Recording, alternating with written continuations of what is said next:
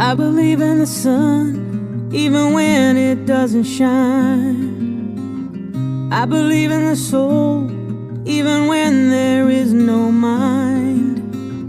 I believe in strength, even when you're tired and weak. I believe in God, even when He doesn't speak. So I'm sending you this message, though we're far apart. I know that you'll hear it if you listen with your heart. Until you're safe with me, my love will shine a light that I pray you will see in the darkest of nights. I'll be right there with you every second you're away. Darling, don't give up, just hold on for one more day, 'cause I'll be searching endlessly until you're safe with me. Until you're safe with me.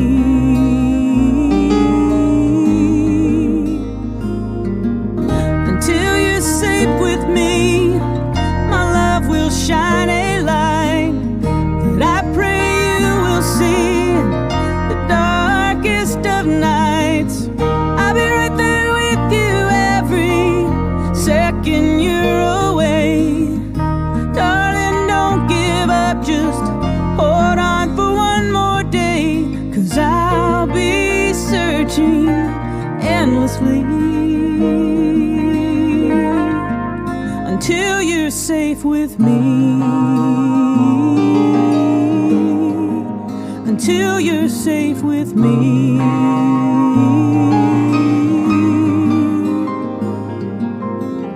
I believe in God, even when He doesn't speak.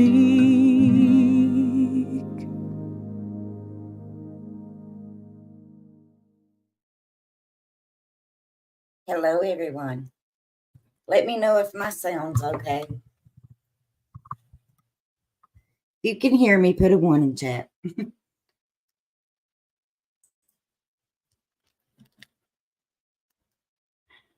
Don't want to do a whole lot of talking unless I know that my audio is okay.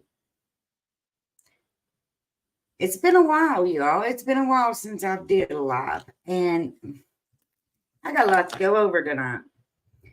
I was talking to my girls today, and I said maybe I should give a disclaimer.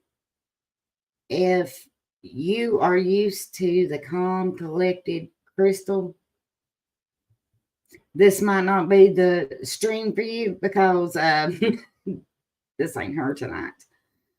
There's some areas of things that really, really aggravates me. But we're going to talk about 3 cases tonight, or 3 people rather. 2 cases, 3 people. The other day, I did notice when it happened, Don Wells did a interview. But I was real curious about how long it would take for people to start talking about it. Because, you know, if it was 3 years ago, immediately they would have started talking about it. No filter Fanny. That's right, Allie. How is everybody doing? Hey, Flies, Allie, Dutchie. I imagine Michelle's probably eating, but she'll be here. First, if you saw the interview with Dawn, put a 1 in chat. Or let me know.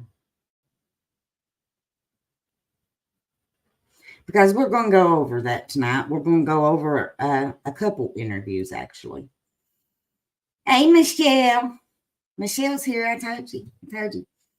Okay. I work better when I don't feel like people's looking at me, so forgive me, y'all. Okay. I'm going to share my screen. This is going to be the first one we go over.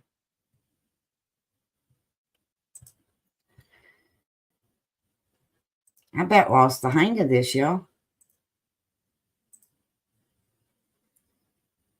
Okay.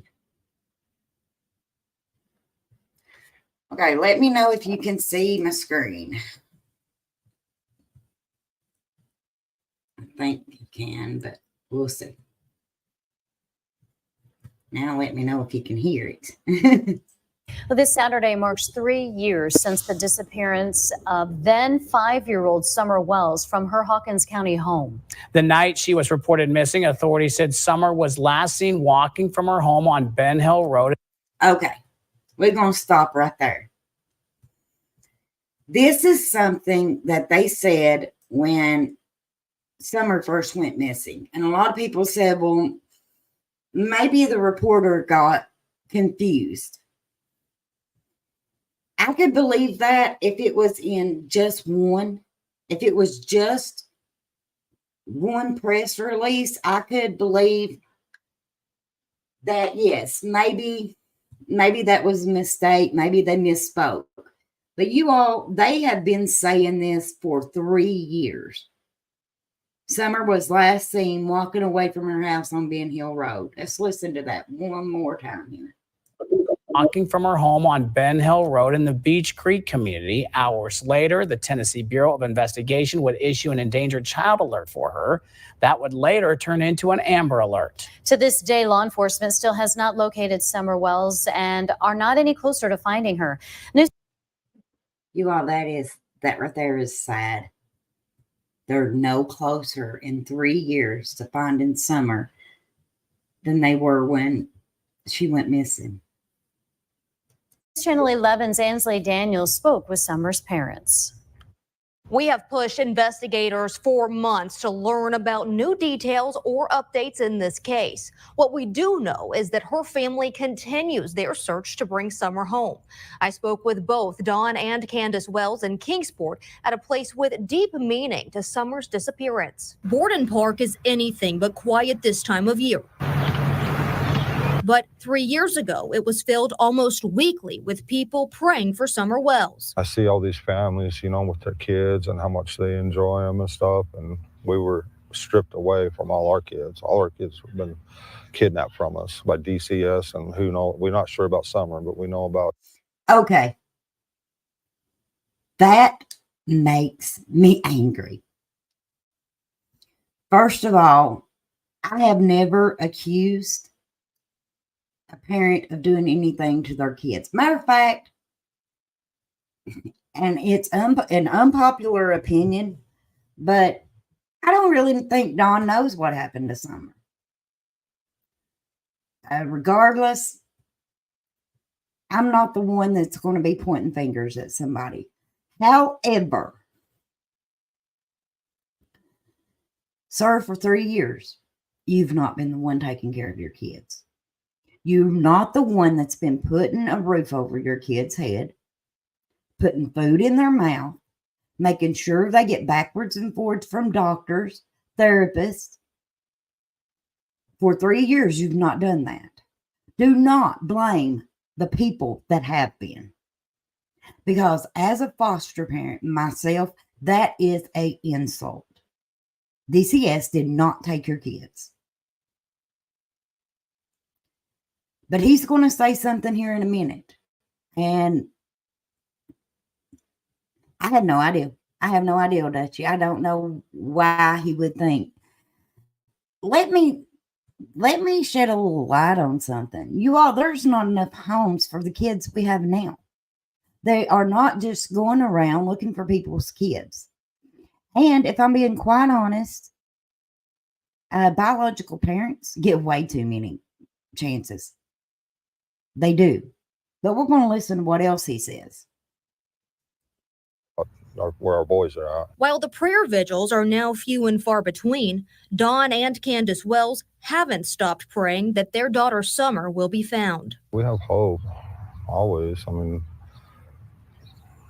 But there's not much hope in this world. It's like, we have to trust God. Dawn, don't go to the God thing. Don't do the jailhouse religion right now. And I'm going to tell you why, sir. Because you just said there's not much hope in this world. The Bible says a man without hope is a man most miserable. God, there's hope and eternal life in heaven. Summer was reported missing on June the 15th of 2021. We know that she was taken off our property, and we know she was taken away in a vehicle, or they would have found her in the area if she was somewhere in the area. But who's responsible for her? We don't know. I asked Don and Candace when was the last time they heard from investigators. We haven't lately at all. It's been a while, over a year, I think. I haven't talked to any law enforcement at all. I tried to. Why? And like I said, I am not blaming parents. I will not do that on this channel. I won't have that on this channel. Not without evidence, you all. But why would you not be aggravating the tarnation out of law enforcement? I would be on the phone with them every single day. They would be able to sit there watch by me calling. Talked to the FBI agent about it, but that didn't go anywhere. Don says he feels that he and his wife Candace were targeted by the Hawkins County Sheriff's Office. Why? They intended. What made you, Don, so special that Hawkins County targeted you? Intimidated us, they belittled us, and done everything they could amidst all the chaos. And then the CPS was there doing the same thing. When asked about how he thinks about Summer's disappearance 3 years later, Don spoke about a Department of Children's Services investigation. They said somebody had called and said that we was giving our kids loaded guns to play with. And so they closed the case June 14th, which is something CPS. Okay, right there. They had closed the case on June the 14th. Put a 1 in chat if you believe that, because I'm going to tell you I don't. And this is why. Because the boys was taken away in July. Less than 3 weeks after Summer goes missing, the boys are taken away. Parent plans are based on the findings of what CPS finds when they do an investigation. Example, if you fail a drug test, you're probably going to have to go to rehab. Parenting classes. One of the things that we heard from Jump Street, from everybody, and it was anonymous, was they had to get that house in order. It was unlivable. They had to get the house in order before they could get their boys back. Tell me what happened to that house in between the 14th, when a case was supposed to close, and the second week of July when one opened, that made that house unlivable. Because if it wasn't unlivable on the 14th, it shouldn't be unlivable 1 month after. So why is that part of the plan? I absolutely do not believe a case was closed on the 14th. I'm sorry, I don't. Another thing, I don't know about Tennessee, but in Kentucky, if you call on somebody, that case stays open for 6 weeks. So when was the report made? It don't add up to me. CPS does not do. They don't just close cases. So it's really odd and mystifying why they closed the case June 14th, and then 24 hours later, Summer's gone. Summer's mother, Candace, sat in for part of our interview, but got up after a few questions. You know what? People's going to tear her apart for that. They are. But I'm going to be straight up honest with you. If Mr. Hoskins was sitting there saying, CPS took our kids, they were kidnapped, I'm probably going to walk away from him myself. She seen what the internet could do. She knew right off the bat when he started that people were going to call that out. She was going to try, but her emotions are just too much. The last That's my update in theory. the Summer Wells case from law enforcement was an age-progressed photo released in June of last year. This image was released by the Tennessee Bureau of Investigation. If you have any information about the whereabouts of Summer Wells, call 1-800-TBI-FIND. That number is right there on your screen. Okay. What? And a judge has sentenced social. Okay. With that, I'm going to say this. I have said this before, and I'll say it again. As a foster parent, Dawn, I'd rather you just say thank you.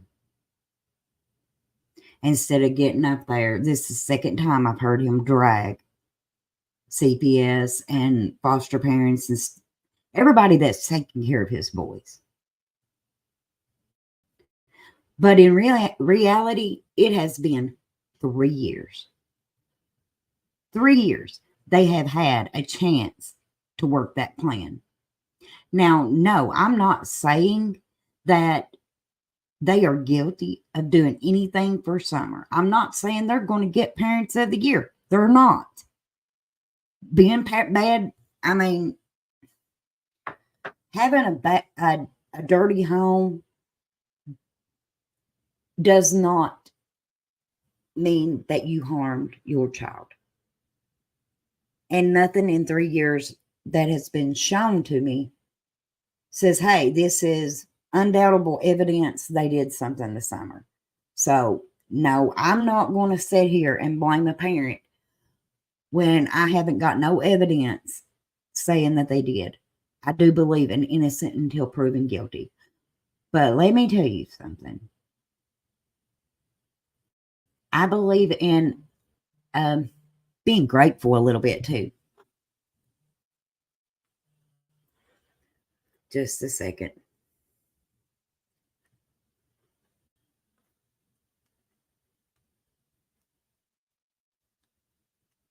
Sorry, y'all. I got a message. Okay. And to me, it speaks volumes. It speaks volumes that not one time has he said, I'm thankful that the boys are together and they're happy and they're doing good. Because I'm going to tell you, whatever foster parents has these boys, do you think that it's easy for them to go on vacation or to go out in public? Those boys, everybody knows them. Hey, Salty Fry. I mean, does he even take into consideration what that family goes through? And I can guarantee you, or from the way I am with mine, I mean, the kids I have in my home, they're mine in every way that matters. They're mine. I would lay down and I'd die for any one of them. So, I'm sorry. CPS didn't take your kids, Don. You need to get off that high horse. Quit talking to people that seem to think so, because it's not a very good look for you. And again, I do not believe that there was a case closed on the 14th. Explain to me what happened to the house so bad in between June the 14th and the second week of July. Because if the house was unlivable on June the 14th, the case wouldn't have been closed. They wouldn't have closed the case without looking at the house. So why did it become part of it?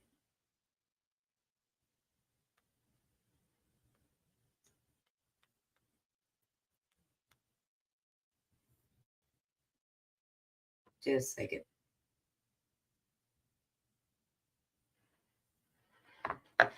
I don't buy that. I don't.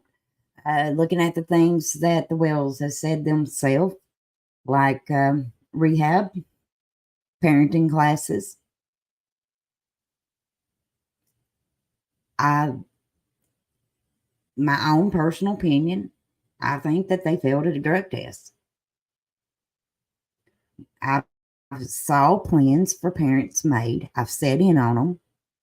I help with CASA now, in case some of you didn't know, but that's been a voice for foster children. that if the house was part of it, then it would have been a issue on June the 14th. And I'm going to leave that there. Dutchie, you want to come up? Because I'm getting ready to go over a interview. And or anybody else, you want to come up? Come up. We're going to go over a couple interviews tonight. And like I said, if calm, cool, and collected Crystal is who you're used to, I'm sorry. No Filter Fanny is here today. And I hope I don't offend anybody. But I'm going to call it how I see it. Now, the next interview that I'm going to go over is the one that was done with the neighbor on JLR's channel. No Filter Fanny is in the house. Yes, she is. Okay. Okay, Dutchie. There has been, y'all, I'm telling you, it has been crazy on these YouTube streets. You've got people getting cease and desist. And then you got Seth going out and saying who he's sent a cease and desist with. Well, guess what? That's a null and void. If you tell me I can't talk about you, then guess what? In return, you can't talk about me. And I remember when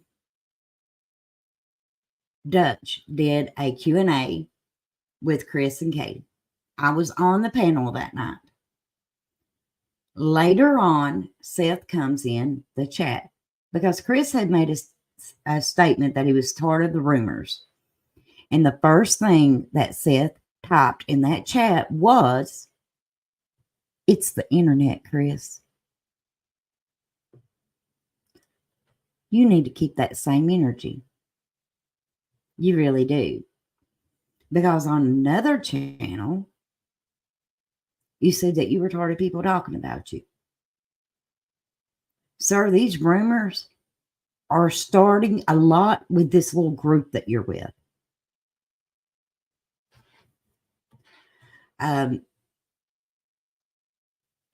Again, I'm not saying no parent did anything to Sebastian. But when you get out here and you stir the pot,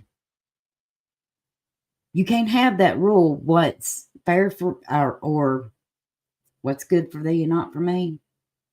No. No, if you're going to sling mud, you need to be able to stand there and take the heat when it gets slung at you. Because I'm going to be honest with you. If Don Wells would have said half of the stuff that Seth Rogers has, YouTube would have hung him by now.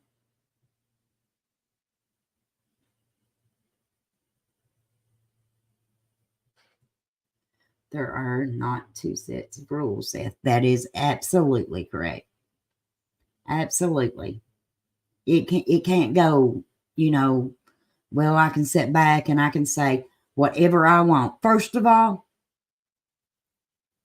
the things that he's said about his son, what he went through, and the essay, he should have never put that on the internet. Never should have. Point blank. Some of the stuff that he said about Katie. I'm sorry, but that is her story to tell, not yours. And then when people start calling you out, you're sending out cease and desist. Miss me with that. That dog don't hunt. It is despicable.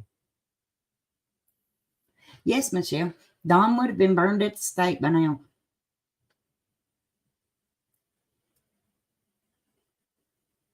Sebastian would be. Yeah, I mean, even if Sebastian isn't able to watch these YouTube lives. His friends are. You can guarantee it. And you're putting his business on Front Street. If it was something that was going to bring him home, that'd be different, but it ain't. It isn't. The only thing you're doing is sitting there trying to throw mud at Katie. And for why? I don't know. I don't know.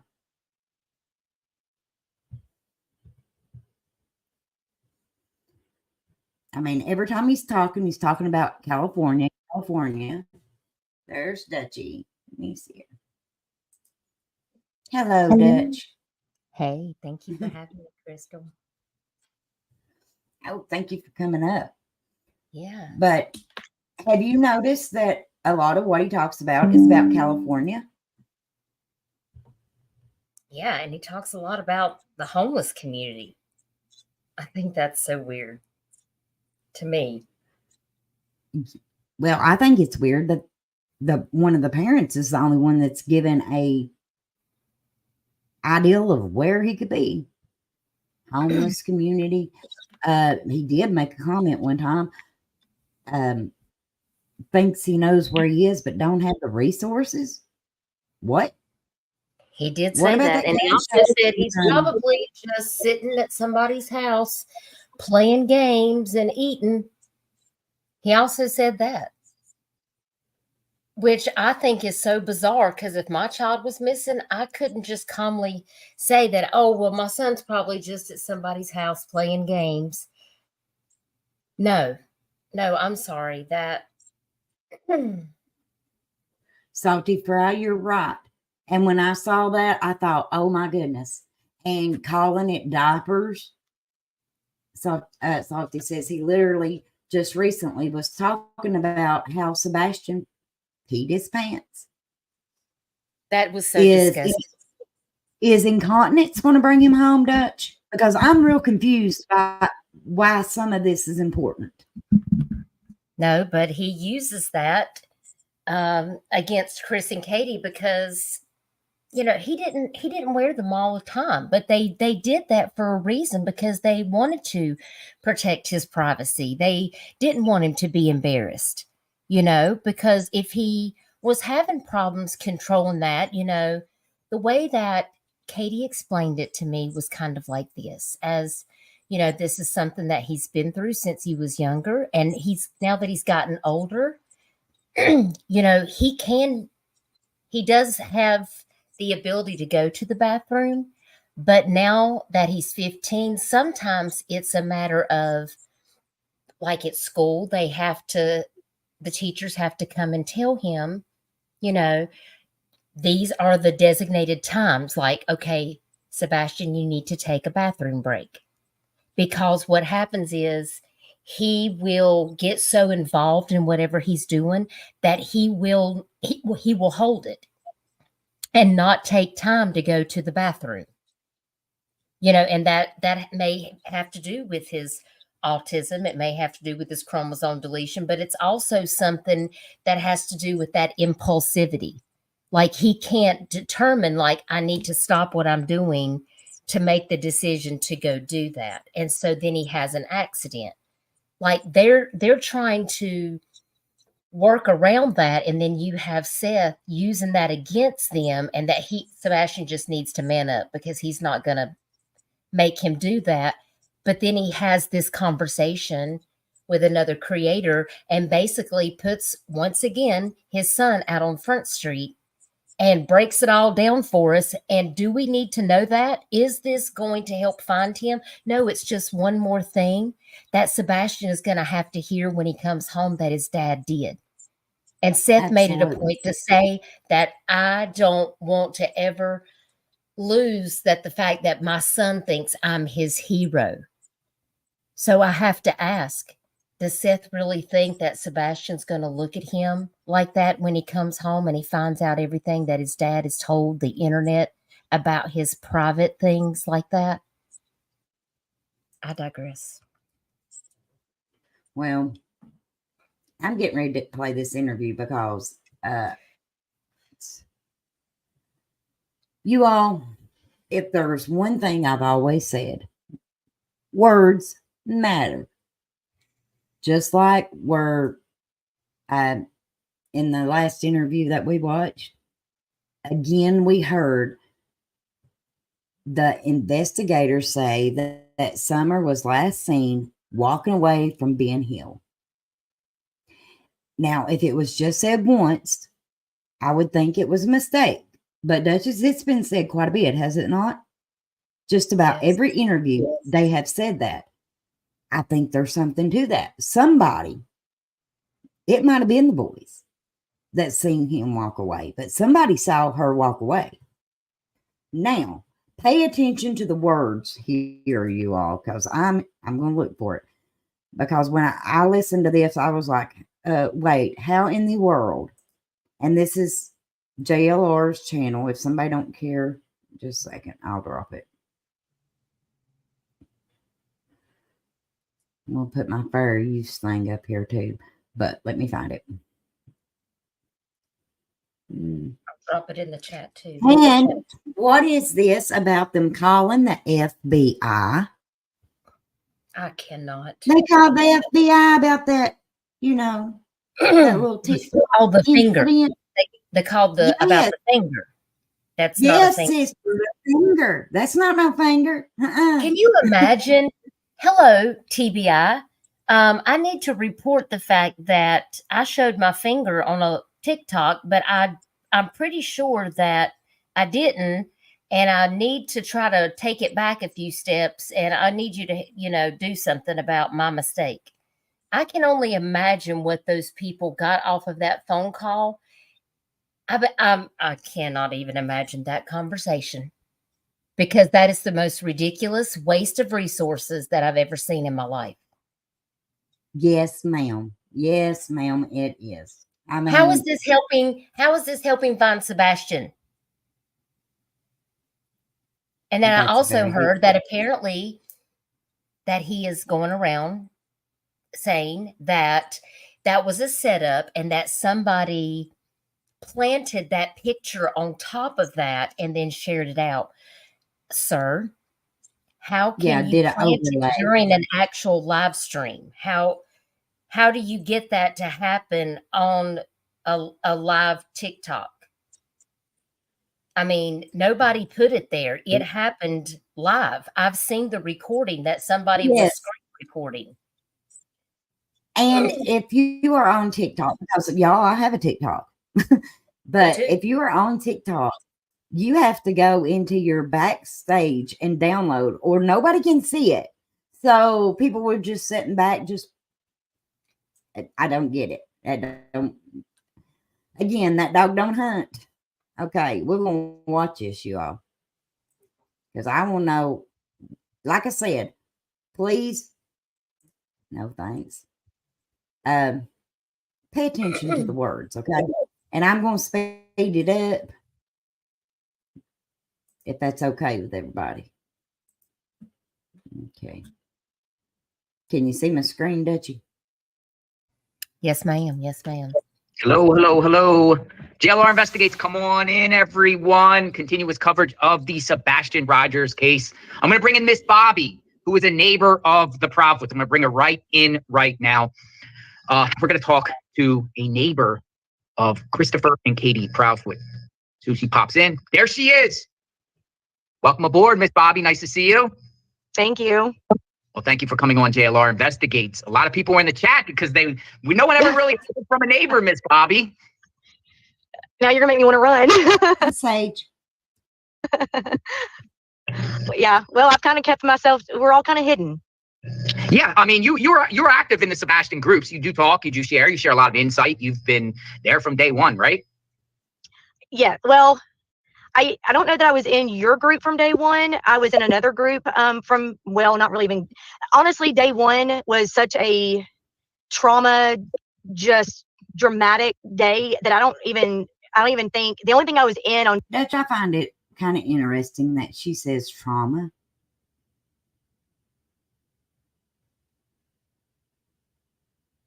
Can you hear me?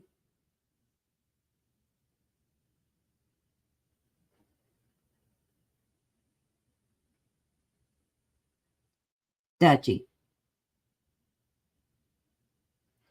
Just a second.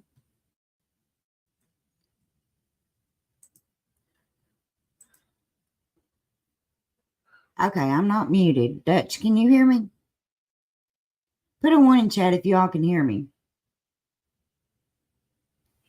Yes, I can hear you. My husband just got home and I had to go make sure he was Okay. good. I'm here. How do you feel? How do you feel? Do you find it interesting that she uses the word trauma? I mean, I know it may have been disturbing to her. Drama, yes, there could have been a whole lot of drama, but from everything she says in this interview, she didn't even know he existed. Okay, so Right. trauma. I don't know about that. Day one was our neighborhood group, because that's where Katie had first commented about him being gone.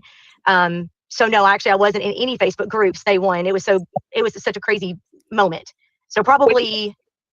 Yeah, when you say Katie commented, what do you mean by that? She joined a neighborhood group? Well, so I'm an admin of our private neighborhood group, and she created a post, I want to say around. Okay, let me get to the point on this. They live in this little community, and they have a group for that community. Now, I'm no genius, but if my kid went missing, I would have probably made that post too. Because what if he's in the community? How do you get to the community fastest? You make a post, right, Dutch? Exactly. Right. I want to say 7:30 maybe ish, 7:30 that morning, Monday morning. Simply just saying, my son is missing, and kind of commented on a little bit about him. Like, I think she made the comment about how tall he was, and that he was autistic and he was missing. Please check your cameras. It was just like a 2-liner, just real quick, shooting it out there. So like maybe like an hour and a half, hour something after she and Chris that we found out that they called and reported Sebastian missing. Correct. It was, yes, because I think that from what I understood, she called around 6:30 that morning. I think was it about 6:30? I think is okay. So yeah, it was, and I think from what another neighbor said, that she actually caught her SUV leaving the neighborhood right before that or right after that. And so it was, she did all that and then came back, and then I guess that's when she put it on the Facebook page. But I also remember what I thought was very odd was shortly before that, another neighbor. So if their house is here, if you're going up Stafford, a little bit farther up Stafford, was actually the first one to ask, hey, what's all going on in the neighborhood? Because my older son left to go to work that morning, approximately 8 o'clock, and there was already police all up and down Stafford, like just covering it. And they were already out walking around and stuff. And so I don't know, I guess she saw some of that traffic as she was leaving to go to work, and she posted first on the Facebook page. And then Katie, after that, is when she posted, and I went back to find that, and that previous neighbor deleted her post. What about Katie? Okay. Katie didn't delete her post, you all. I've seen some people say that. The neighbor deleted the neighbor's post. Why? I have no idea. Hey, Jason. Hey, Whispers in the Shadows. Thank you all for joining us. Katie's I don't know. post. No, the original post, the first post. Yeah. It's no longer the neighbor, there. It's gone. She had to have deleted it, because you can't, if you're not the creator of the post, you can't delete someone else's post. They have to delete it. But when I went back a couple weeks after everything happened and things kind of calmed down a little bit, I was talking to somebody else, and I was like, I remember. There's a lot of talking to other people in this interview. You know, a friend told a friend that told a friend. Didn't such and such make the post first? And this is a neighbor down the street from me, and she said, yeah, I remember that. And I was like, I wonder what the time frame was different. And I went back to look, and it was gone. So the original neighbor that very first posted asking what was all the commotion going on. And I still wonder if that's why Katie posted that. But then Chris, it was like, thank you, Whispers. like 2 or 3 neighbors after. So Katie posted her comment or her post, and then several people commented after. I didn't see anything. I didn't see anything. She was asking, like, everybody check their cameras. I didn't see anything. I didn't see anything. And then Chris posted underneath that and simply said something like, yeah, my son's missing. That was it. Oh. I can see she's already biased. Am I wrong? Yeah, my son's missing. Like, sorry. So what did it say, like, where the post was originating from, or was Chris around the neighborhood by then? Okay, so I have twins, and when we first heard about everything, they jumped up and went running out of the house and went across the street down to where they live, and they walked over because they wanted to be a part of helping, look for him. And they went over there, and Chris was not there yet. So Seth was in the 8:30. 8:30. Okay. So when her sons found out, she said they jumped up and went over there where they live. But now I want y'all to remember that. And then here in a minute, he's going to ask her, how well does she know Chris and Katie? But also keep in mind that she seems to know everybody that's at this house. Okay. 20-ish. Yeah, because my oldest son had already left for work. He left about 8. Then my twins, when I got the phone call from the neighbor very nearby them, that is a good friend of mine, about 8:15, 8:20 that morning, asking if I had heard what would happen. And I had not yet, because I hadn't gotten going for the day yet. And then when my son texted me, I didn't answer. So he called my other boy's phone and asked them, hey, do y'all see what's going on? And they came and ran in my room and said, hey, Mom, did you hear what happened? I was like, wait, what? What's going on? My phone's ringing. You guys are running in here. Like, what is happening here? And my neighbor was on the phone calling me.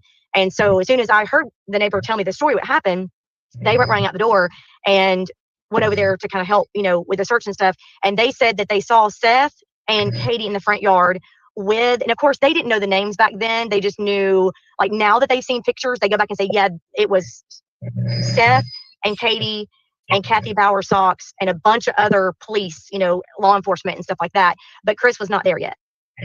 Interesting. Well, now, he wasn't there then. Now, where do you live relative to the Proudfoots? Because he was driving. I live at the very top of the hill on Kellen.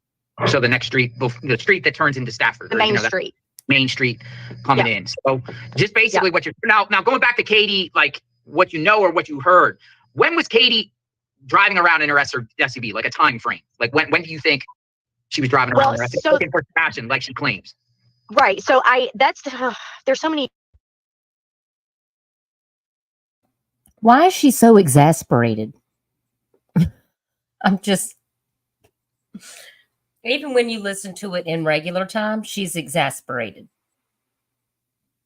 It just sounds like rambling Roberta to me. Yes, Michelle, Chris was not there. That should definitely clear that up. Are you there, Crystal? Yeah, I'm here. I was talking away, muted. But yeah, I like that little nickname there. She is a rambling. But Rambling Roberta. What gets me is he said allegedly when Katie was out looking, we have heard the dispatch where the cops are talking amongst themselves and they say she's out looking. It ain't alleged. She was looking. Different things here because the neighbor that I actually spoke with, that I'm friends with, she's the one that has the neighbor she spoke with that she's friends with. Camera on the corner of Stafford and Kellen, and I'm not going to mention her name, but well, I know she's the one that. But her name ain't Brittany. I'm gonna say that. And Michelle, you are absolutely right. For all the naysayers that say Chris was there. So far, everybody, and I mean, Bobbi know it all. She done said that he wasn't there. Because he was driving. But I've directly spoken with her.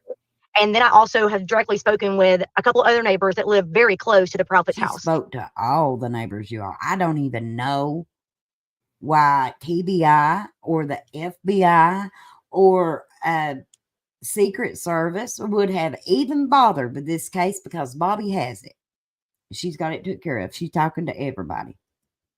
And the neighbor that I spoke with the very first time that morning, she said that when she was taking her kids to school, Katie was already back from looking. She had just got back from looking, and the kids have to be in school at 7:30. And so she normally leaves the house.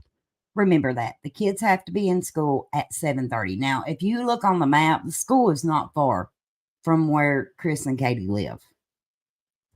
At 7 to take her kids to school, but Katie was already back and in the front yard, and all the cops and stuff were there. So she stopped for a minute to talk to her, took her to school. My neighbor that had the camera footage told me that her timeline is not working correctly, but when she puts it all together with the sunrise and then the bus coming through.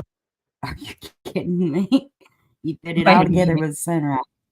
With the sunrise and, you know, the Mercury in retrograde and the way I was holding my foot when I was sitting on the toilet. I mean, are we serious right now? Bobbi 007 flies. That's exactly what we got. That is it. Bobbi 007. I like that, flies. Hey, 10, welcome.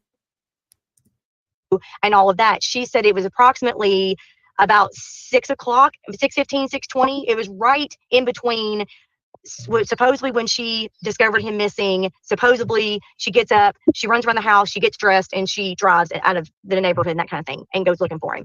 But I know the neighbor if you're looking at the prophet's house on the left, when she went running out of her house hysterical, the neighbor next to her was already out. You know, of course, everybody's getting up, getting ready for work, getting kids ready for school. Bus comes 6:45,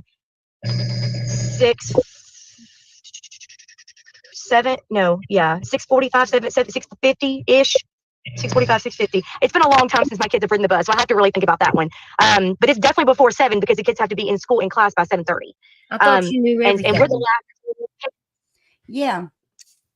She don't even know when admin of the neighborhood Facebook group. You don't know what time the bus comes, but why are you telling us from the neighbor's point of view? Why isn't the neighbor who knows the firsthand information up here telling the information? Why are you, Bobbi, inserting yourself and telling, well, this is what the neighbor said? Did you talk to Katie? What did she say?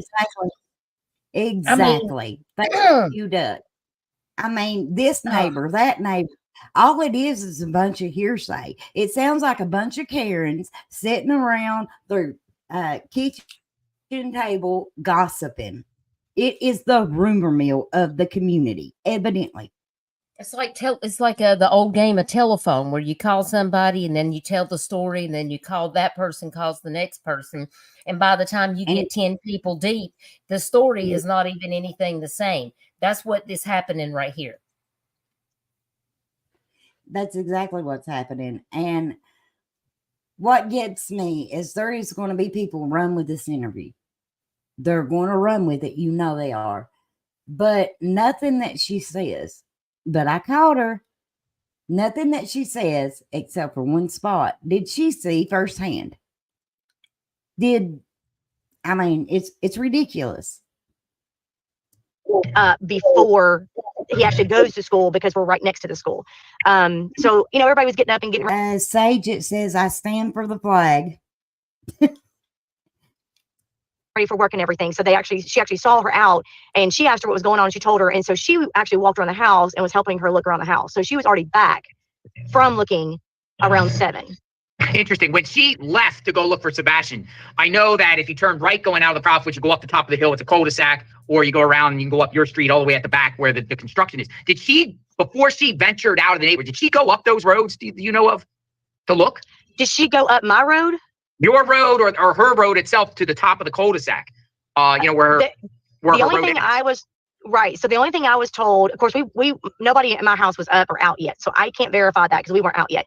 But the neighbor that told me that she saw her SUV drive across her driveway saw her leave. Like so leave out that's right. That's interesting. So you would think that maybe you stay in the neighborhood. How many neighbors has she talked to so far? Dutch. I don't even know. The one straight across from the house, the one up on the hill from her house, her neighbor that she's real good friends with. I mean, that's 3 different neighbors already this woman spoke with. And I'm Or sure it I'm could be missing the same neighbor that she's trying to make it into be different people, but it's not. It's really just the same person. I mean, how do we know? There's no way to fact check none of this. No way. It's because it's just hearsay. A little Yes. bit and go up and down your own streets. Look at Well, that was when she went to the school thinking that he had walked to the school on his own, which I don't know why. He's never done that before. So why would he How do that? You know he hasn't done that before? Because later on in this interview, ma'am, you are going to say you didn't know he existed. So how do you know he hadn't done that before? Especially when we hear a dispatch call where they go and check another school because they think that Sebastian could be there. Just beam me up to the moon right now, because we're how many minutes are we in? We're not even 11 minutes in. Oh my goodness. I mean, but really, you're going to hear her say that she did not know Sebastian existed. But she is sitting right here, right now, saying he never did that before. Well, how do you know? You didn't even know he existed. Ma'am, you that know everything about this community did not know this kid even lived there until he disappeared. I mean, like, why would he just walk to school by himself? Plus, he had no shoes on, supposedly. So, like, why would he walk to school by himself? So, but that's what I was told, that she actually walked around her house outside, didn't find him.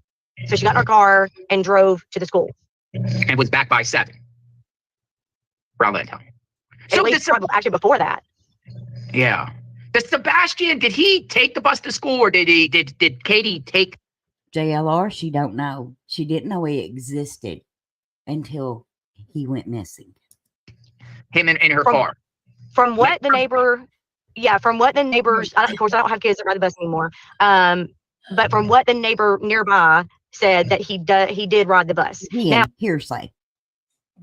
From what the neighbor said. Do you know anything firsthand, Bobbi? I'm just asking for a Why friend. is she being the voice? My question is this. When this happened, I did text Chris and Katie to ask if they knew this woman, because, at one time there was another neighbor, aka Brittany, or at least that's what she was in the chat as, which I have come to find out Brittany is not even a neighbor. So apparently Brittany was just using Brittany because she didn't want to say what her real name is. But I know the neighbor that she is talking about. I know her real name. And I did message Chris and Katie, and Katie was like, I don't even know that woman. She was like, and she don't know me. I didn't even speak to her. She was like, what is she over there saying? And I was like, some BS that she heard. She heard from this one. She heard from that one. And she was like, oh my God.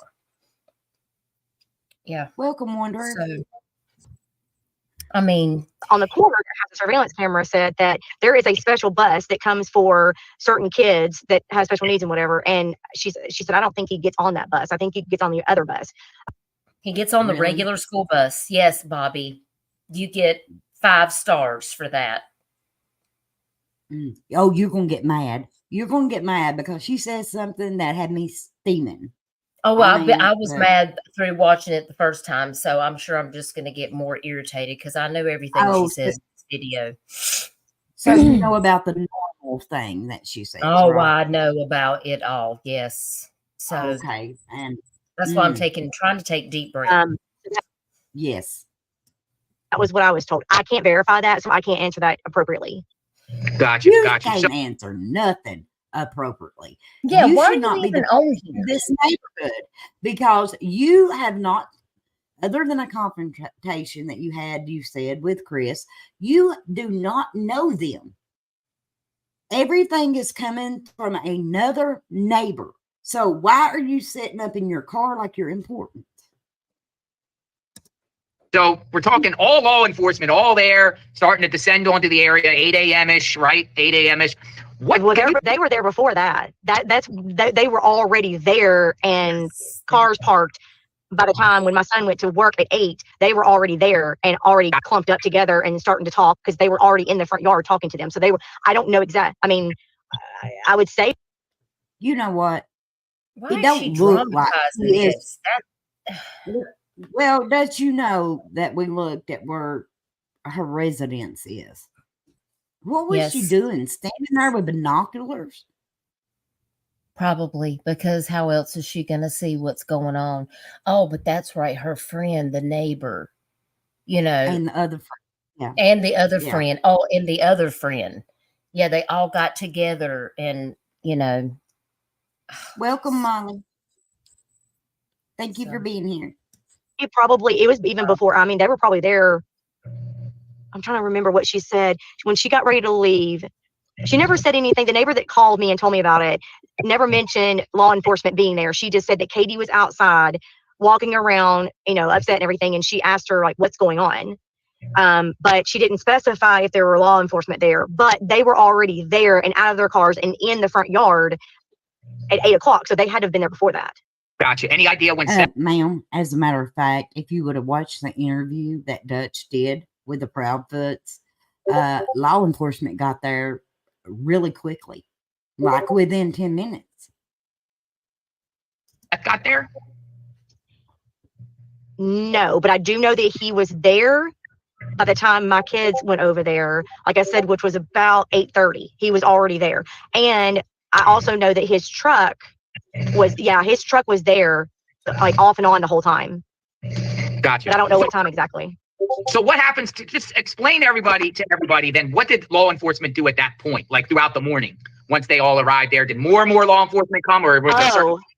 I told my neighbor down the street, I said, I didn't even know we had these agencies. I mean, like I've never in my life ever seen such a response. It was overwhelming. It was like, it kind of freaked me out. Like, oh my God, I feel like I'm living in a real life, like drama crime scene. It was the crazy. A drama crime scene. A real life drama crime scene. Well, you got the real life part, but the drama crime scene, I mean, you're doing too much, Bobbi. Yes, you've watched too many shows, ma'am. Cut back on the coffee would be my advice. And stop watching the ID channel. Yes, ma'am. Please do that. Please stop doing that. Yeah, she gets so exasperated, Allie. And Kim, I just want to say, she said she is the admin of Seth Sisters Facebook as well as her neighborhood Facebook. And she said, every time I look at this, I think of REO Speedwagon. Heard it from a friend who heard it from a friend who heard it from another. You've been messing around. Okay, we're going to lose everybody. Thing I've ever seen. The very first that came out was the sheriff's department, because we live in the county. So sheriff's department respond first because. What are you going to say here, Bobbi? I got the answer. Let's see what you say. We're not part of the city. So they came out first. They came out first because that's who Chris called. Ding dong. It's that simple, man. And they literally walked all up and down and around and everything. And then they came door to door and asked everybody, who all had cameras and whatnot. What did you see? What do you know? Whatever. And then it was, now, of course, I'm having to really go back in my head. It's been a little while. It was later on that afternoon, they brought some dogs in and they started walking around. They came around. You're right, Kim, because later she talks about her sons that she's out here. They're doing something in the house and she had to come out to the car. She said, I have to go out to the car. I'm going on JLRs. And her son goes, you're going to be on JLR? Yeah, she is excited. In the houses and asked everybody to walk around their own property, look underneath stuff, in anything that's unlocked. So all of us up and down my street, everybody, my neighbors came out with me. She and I walked together, walked all up and down our yards, all across the street, up and through the cul-de-sac, down the street. That's on the recording, Allie. I swear I'm not snoring. It's on the recording. little bit. There's a barbed wire fence behind us as of right now where the new construction is, so you can't get over that, but we could walk around it. I heard that, Kim. I did. I Yes. think that's We a went to big high school coincidence. with Terry Lynn. Nonsense did play that on her live. She did find the clip that I told her about where I heard Terry Lynn sitting in her car saying that they went to high school together and that this woman is a good person and she would never lie, and then proceeded to call Bobbi and have this same construct of conversation. And that whole conversation with Terry Lynn and Bobbi, oh, it was worse than this. There were some things said in that one that blew my mind. I was like, I'm literally going to pull my hair out. Oh, goodness. Yes. Yeah. And so we both walked up and around that, just looked everywhere that was kind of close by. She's reminding me of another neighbor. Put a 1 in chat if she's reminding you of another neighbor we've heard of. Yes. Streets. Yes. The mayor. The mayor. Oh, yes.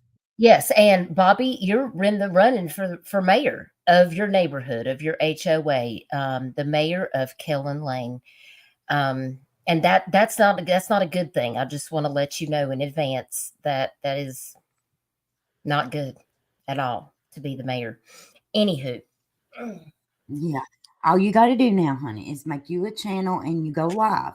You go live for 14 hours a day, even fall asleep on some of the lives because you have all the information. I think and then I noticed you had the drums up. Oh, yeah. It's coming. I'm predicting it right now. I don't need a crystal ball or nothing like it's crystal clear, you all. And of course, the news was short. That was Tuesday. The news came out and was flying the helicopter around. It was chaotic. It was absolutely chaotic. Did you see Seth and Katie out there looking? No. Not in our neighborhood. Never. No. Did Jens hear that?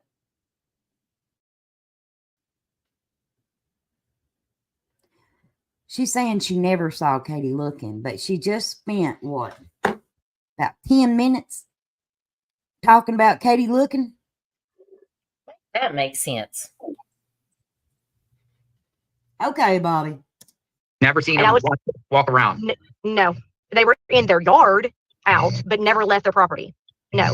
And I know for a fact because so Monday my kids were out with law enforcement because at that point it was we need all the neighbors come out, help us, look everywhere, whatever. So they were open to everybody coming out and help. So at that point, my kids jumped into one of those razor things and drove all up and through a side by side through the property and stuff. And then my other one walked with the canine unit in the construction zone. I find that very interesting.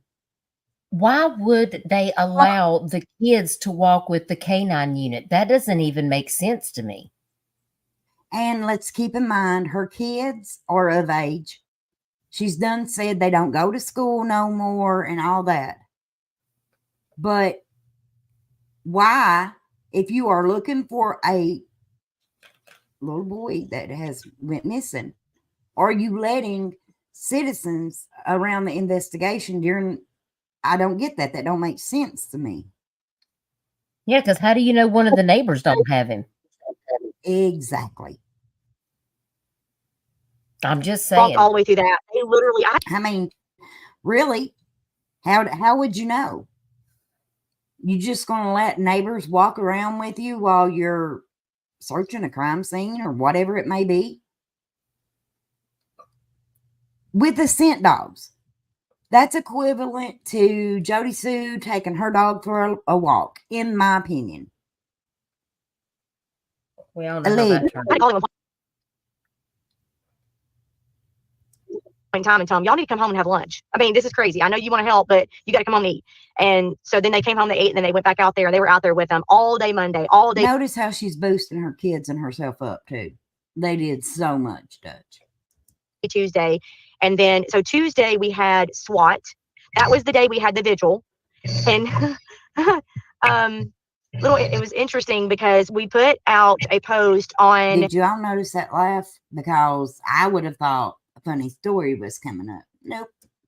The neighborhood group that were having a vigil, and everybody's invited, but we want it to be just the neighborhood only because we want it to be a private vigil just for our neighborhood and for the family. We were hoping if we made it more personal like that the family would come and they wouldn't be overwhelmed with all this. That was the other thing. Good God, the traffic. The second that it got out, we had tons of people just driving up and down the street, just looking and watching. I'm like, I don't know what you're going to do to help.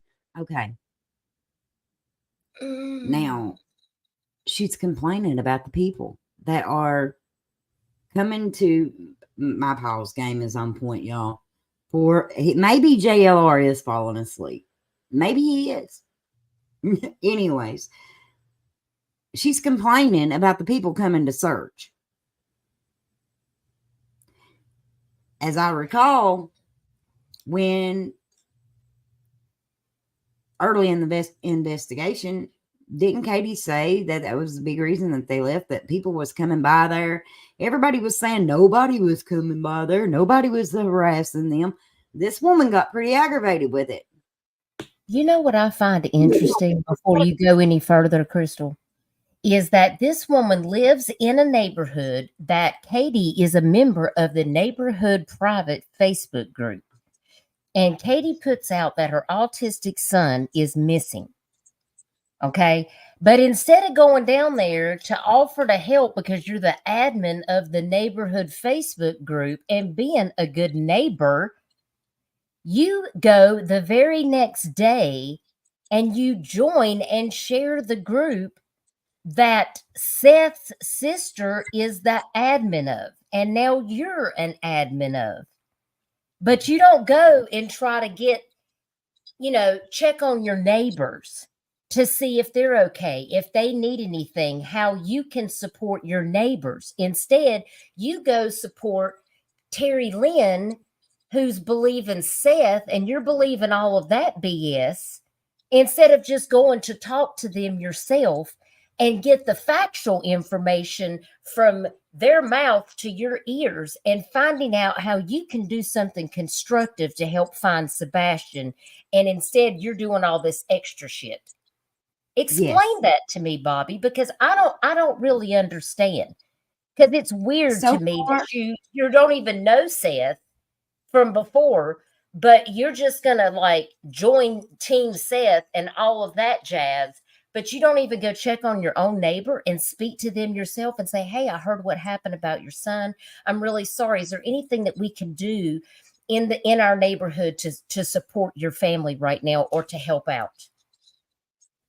Good. Yeah, I mean, she's talking to all the neighbors except for the correct neighbor. Bobbi, I hate to tell you, but in my opinion, nobody that is in the neighborhood that sees this interview is not ever going to want to F with you. Because I would not want you to be my friend, and I definitely wouldn't want you to be my neighbor. I would want you to stay the F away from me. Yes. Yes. Telling all the things that these people have allegedly told her. I'm sure she got connected to JLR via Terry Lynn and all these other people. Oh, he met her. He met her in person. He says that in this interview. Police. I don't know what outsiders coming in are going to do. I mean, it was chaotic as it was anyway. And now you got all these extra people coming out there. So it just got so chaotic. But so Tuesday night we planned the vigil, went down there, got in a big circle, introducing everybody. And there's neighbors. I don't want to get too personal here. There are neighbors. Actually, we have I think 2, maybe 3 sets of neighbors that are in law enforcement. They're in different counties.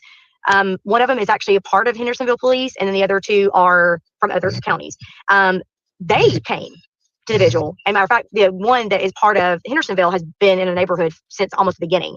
Know them very well, good people. And he was down there with a flashlight because we had so many people driving up and down and around and circling and going up and down and circling and coming back and forth. And we're just like, good grief. You were like, good grief. They're looking for a missing kid, you Karen. You should have had your lazy hiney out there looking too, instead of talking to everybody in the neighborhood. Sorry, you all. It's no filter Fanny today. But this is ridiculous. She is sitting here and complaining about the people looking for this kid. Crystal, I got a phone call. It's Chris Proudfoot, so I need to take this. I'm gonna hop down. Okay. I mean, to me, it's ridiculous. Proudfoot sent, I don't know who it was, but they came down and we were all introducing ourselves, and they introduced themselves as aunt and uncle. The Proudfoots? Don't have a Aunt and uncle? Proudfoot's. Apparently, I don't know if it was somebody's brother, or that's what they introduced themselves as. We are, maybe it was Sebastian's aunt and uncle. Chris and Maybe Katie that's what it was. Chris and Katie said they were their aunt and uncle? Well, it wasn't. Chris and Katie didn't come. They sent family members, and when they introduced themselves as we're aunts and uncles. Why So I didn't guess Chris, Sebastian's aunt and uncle? why didn't Chris, did Seth go? No. So no Seth. Okay. This little get together that they're talking about, to my understanding, they were asked to stay there in case he came back. They sent family. It's nothing no different than I would have done. If I couldn't be there, I'm going to send a trusted family member. At this point, he could have came home. They didn't know what he wouldn't come back. No Seth, no Proudfoots. They basically sent their own representatives, family members that claim Yes. they ran. That's correct. Yes. I got two questions back on the first day. When do you know that Chris arrived home? Back on the first day. She don't know Chris. I did not, because I didn't know. I had never met them. They moved in and nobody knew them. Like, I still don't know anybody that really knows them. Like, Well, that's funny because we are, let me see here. We are 20 minutes in, ma'am, and it sounds like you all know. It sounds to me like you all have put your nose in their business. nobody ever really knew them. And so when did they move in? Do you know? I think, well, so 22? apparently it was a year and a half ago. Gotcha. Yeah, and they just stayed to themselves, and nobody really even knew them. I didn't even know that the original owners sold their house, and not because we don't, our neighborhood is just a real quiet neighborhood. Everybody kind of stays to themselves. I beg to differ, ma'am. You don't stay to yourself. You have done been a busybody all up in this neighborhood, talking to all the neighbors, trying to find out all the things. You've made yourself an admin on another Facebook group, not just your neighborhood Facebook group. So if that is called keeping to yourself, then I've lost my blooming mind. Hello, Debbie. Welcome. Except for, if you need something, or if a dog, a pet gets out, or if somebody goes on vacation, hey, will you watch my house, that kind of thing. But we don't really, unfortunately, I think everybody's just have busy lives and stuff, and we just don't know. I mean, like each neighbor knows the neighbor next to them. Like, I know all the neighbors around me, and I know a lot of the original neighbors that were there from day one, but I don't know the ones that have moved in over the past 5 years. Ma'am, you said you did not even know that they had moved in there. Why are you speaking? Why are you the voice of this community? Now, one thing I will point out, she's going to say here in a little bit, you never saw them. They went out, nothing like that. To me, in my personal opinion, does that not debunk the other neighbor that said that Chris took a power hose to Sebastian? I think these neighbors can't get their story straight. And I think with COVID, that kind of messed everything up too. Gotcha. Somebody put in the chat, what time does the trash get picked up in the morning? That is the biggest misconception. Here we go with the whole light thing, right? This is where we're going. So one more thing first. The very first day, the dogs. You saw dogs. She seems very excited about that, by the way. Out there. You saw, oh, yes, did you absolutely. see them going a specific direction or area? Did you see them centered around a certain area, or did they pick up any scent? Okay, so there was no scent that was picked up from their house to anywhere. However, and my kids were with the handler and the canine and actually watched. He followed them all through the construction zone. And one of my kids actually saw one of the dogs take the handler. If you was a dog handler, put a 1 in chat if you would find it a bit strange that because she keeps talking about them like they're kids, but grown men are following you around while you're searching for a scent. Put a 1 in chat if you think that that is a bit strange. To one of the retention ponds. And not only did he go to the retention pond, he ran to it and jumped in it. And the handler had to go and get him and take him out of the water and then dry him off. And my son looked over at the handler and said, "Oh my gosh, I've never seen anything like that before." He looked at me and said, he's never done that before. Oh, so now he's interacting with a handler. He's pretty much just being trained in dog handling, y'all. He's never done that. I'll tell you what this sounds like to me. This sounds like to me, this lady is probably in all the Facebook groups, reading all the things that's being said, and she's regurgitating it.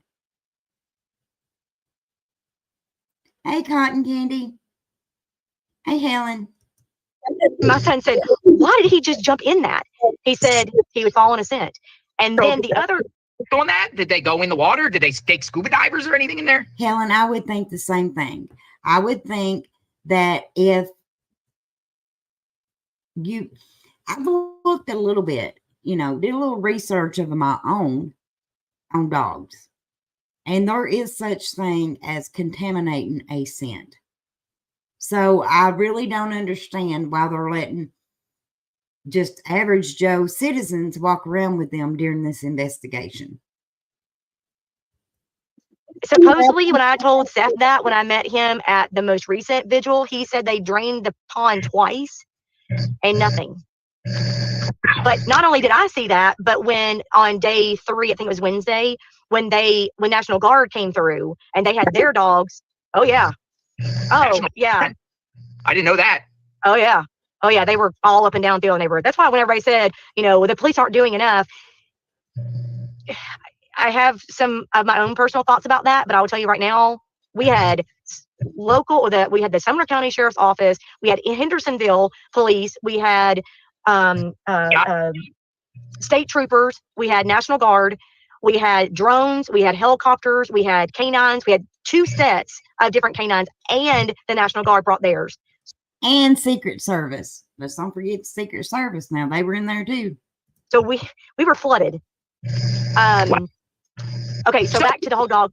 Let's do the trash, because the trash is what everyone is curious about. The time the trash picks up, and then in reference to the light. And now Miss Bobbi, that don't know what time the school bus runs in the morning, not only does she know exactly when that trash runs, but she knows where they go when it's full. Yes, she does. If they go to deliver their trash after they picked it every bit up and get back and it's full, she knows where they take it from there. But she don't know what time the bus runs. We're going to talk about the 3:10 a.m. lights. Let's talk about the trash. What do you know? So our trash gets picked up by J.E. McMurtry Disposal, has for many, many, many years. They used to, a few years back, they would pick up around 6:30-ish, but then the bus was coming through and it was making it hard for them to come through with the bus, and all the kids were out and it was just chaotic. So they switched it, and now they go down my street about 5:30. So at 6:30, it was interfering with kids going to school that don't have to be to school till 7:30. The school is like maybe 2 miles. I'm giving it a little bit. Okay. If you say so, ma'am. 5-ish, between 5:15-ish, 5:20, something like that, every Monday morning. That's going down my hill, though. That's not when they come in and they're going around it. That's when they're coming back down. So, yeah. I mean, that's an extra, 20 minutes? How long does it take for the trash truck guy to go through the whole entire neighborhood? And the other misconception is a lot of people are saying that they have to hand dump the trash bin in there. They don't. It's a new truck. They have an arm, and it does it for them. So that was another thing where they're having to pick up these. No, they're not. They have an arm. They roll it over to the arm, connect it to the arm, and they dump it in. You can hear it. I mean, it's not quiet. It's loud. I mean, you hear the arm doing all that. So by the time Exactly, Debbie. they collect the trash coming up the street though, not going down it. They're collecting it as they come up. So I guess they're probably in the neighborhood just like around 5, just before 5. And they're out of there before the buses come. Yes. Or the bus come, or the, you Absolutely. said buses. Where's the trash go? Oh, it gets. And she knows where it goes, you all.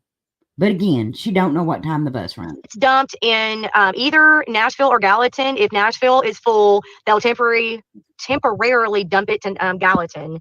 And then I told you, if Nashville is full, they will temporarily dump it in Gallatin. Ma'am, how'd you find this out? Because I'm just going to tell you, when people pick up our trash, I don't give a squat where it goes from there. As long as it isn't here. I'm not calling the garbage place and saying, could you tell me where my garbage goes after you pick it up? No. What if there's an overflow and you can't deliver it there? Who is making that phone call, y'all? Have you ever heard of having too many details? Knowing too many things? This lady does. Once I guess Nashville gets finished, whatever, then they'll transport to Nashville. The big misconception was that the neighborhood behind us, they get picked up by a different company on Tuesdays. So that's a whole different thing. Is that construction development you're talking about? Well, that was the dumpster that everybody was asking about. How is it possible that, whatever, that the dog hit over there as well? The second dog that was out walking hit also by the trash dumpster. And the trash dumpster owner found that out when law enforcement told him that we got a hit by the dumpster. The owner of the dumpster called them back and said, okay, we dumped our trash on this certain day, Tuesday, whatever, on that certain day in Kentucky. So you guys need to go and get a warrant, obviously. And he gave them permission to go search the Kentucky dumpster or landfill. So that's why they went to Kentucky. And then I was told that they also checked Gallatin and Nashville as well. How about this? How about it was trash day? A kid went missing after the trash was picked up. And they were covering all areas and looked in the landfill. How about that, ma'am? Or was this an overflow day? Oh. That night, Katie claims, the night of the 25th, that Sebastian takes the trash out after they arrive home from going out to dinner. Go ahead. There's no specific footage of that. The neighbor that has the Ring door camera that saw that, she said to me on the phone that the only thing you can see is a silhouette. She said you cannot see a physical person. There is absolutely no physical proof of Sebastian being at their house that night after dinner. There's nothing. There's her car coming home. My neighbor did tell me that she saw her car come, but she parks in the garage. So nobody saw him get out of the car. What time was that? I always want to know what time she arrived home. Do you know? I asked, and she said that it was so dark that she couldn't really see. She saw about 6 or so, I think. It was so dark she couldn't see. She couldn't see the time, ma'am, on the bottom of the footage.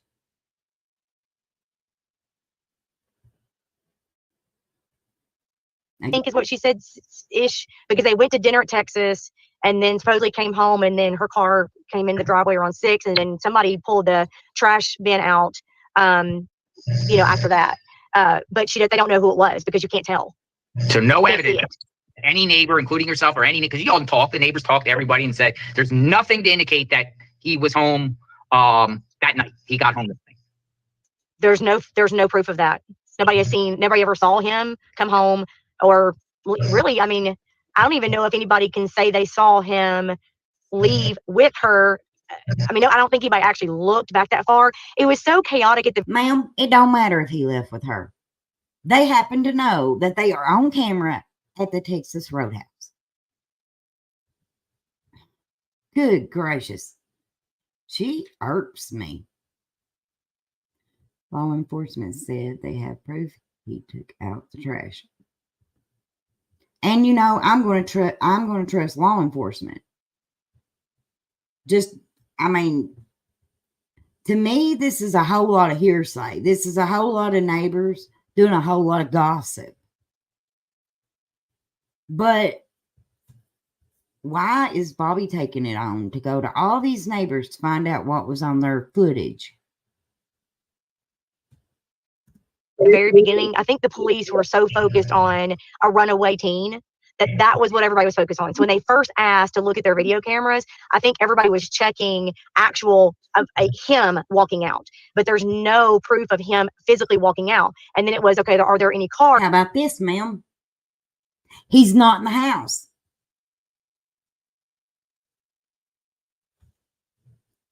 That is all the proof you need that he left the house. He ain't no longer in the house. Now, as far as him going out the front door, we've heard why. The front door had a pad on it. He just had to push a button to lock it back. He always did. The other doors were locked. They needed a key. That leaves one door to go out of. Good granny. Around there. And so going back to the whole light thing, I was told that there was an unidentified car sitting on my street facing I don't know what that noise is, but it is killing me. I'm thinking it may be in her car. Entrance, somewhere around 3:30 or so. And then the flashlights were actually seen on the neighbor's camera. 2 separate flashlights walking in between the yards, which the trash truck does not do. They don't need to. All of the trash is at the curb. Yes, Kim, she's pushing a narrative. And in my opinion, she's using all the things that people are saying in Facebook and on YouTube to push that narrative with. They have never, ever gone. Matter of fact, when you sign up for services, they tell you in the email their rules and regulations. If your trash is not by the curb, they don't take it. Unless, you're an elderly person, you ask them. If your trash is like in the front of your house and you ask them, they'll come and get it like that, but they won't come around the back or in between houses. That's bull monarchy. That is not how that works. No track. You don't believe that those 3:10 a.m. lights were around 3:10 after 3 a.m. were trash truck lights. Not only do I not believe it, but the neighbor that has the actual footage swore up and down that there are 2 different circumstances. There was the car with the lights coming towards the car. The car backed up on Kellen and left. And then about 2-ish hours, hour and a half, hour 42, something, they're like she said, the time stamp. No, she ain't said nothing, ma'am. You have. She has not said nothing. However, law enforcement has said it was a trash truck. And on the video is not working. It is stuck. She said, but you can tell because it's pitch black dark in the middle of the night when the car comes down the street, turns onto Stafford, sits there for about 3 to 5 minutes. The flashlights are coming from 2 different directions in between the yards. They do whatever. Get it right. Law enforcement said that was not flashlights.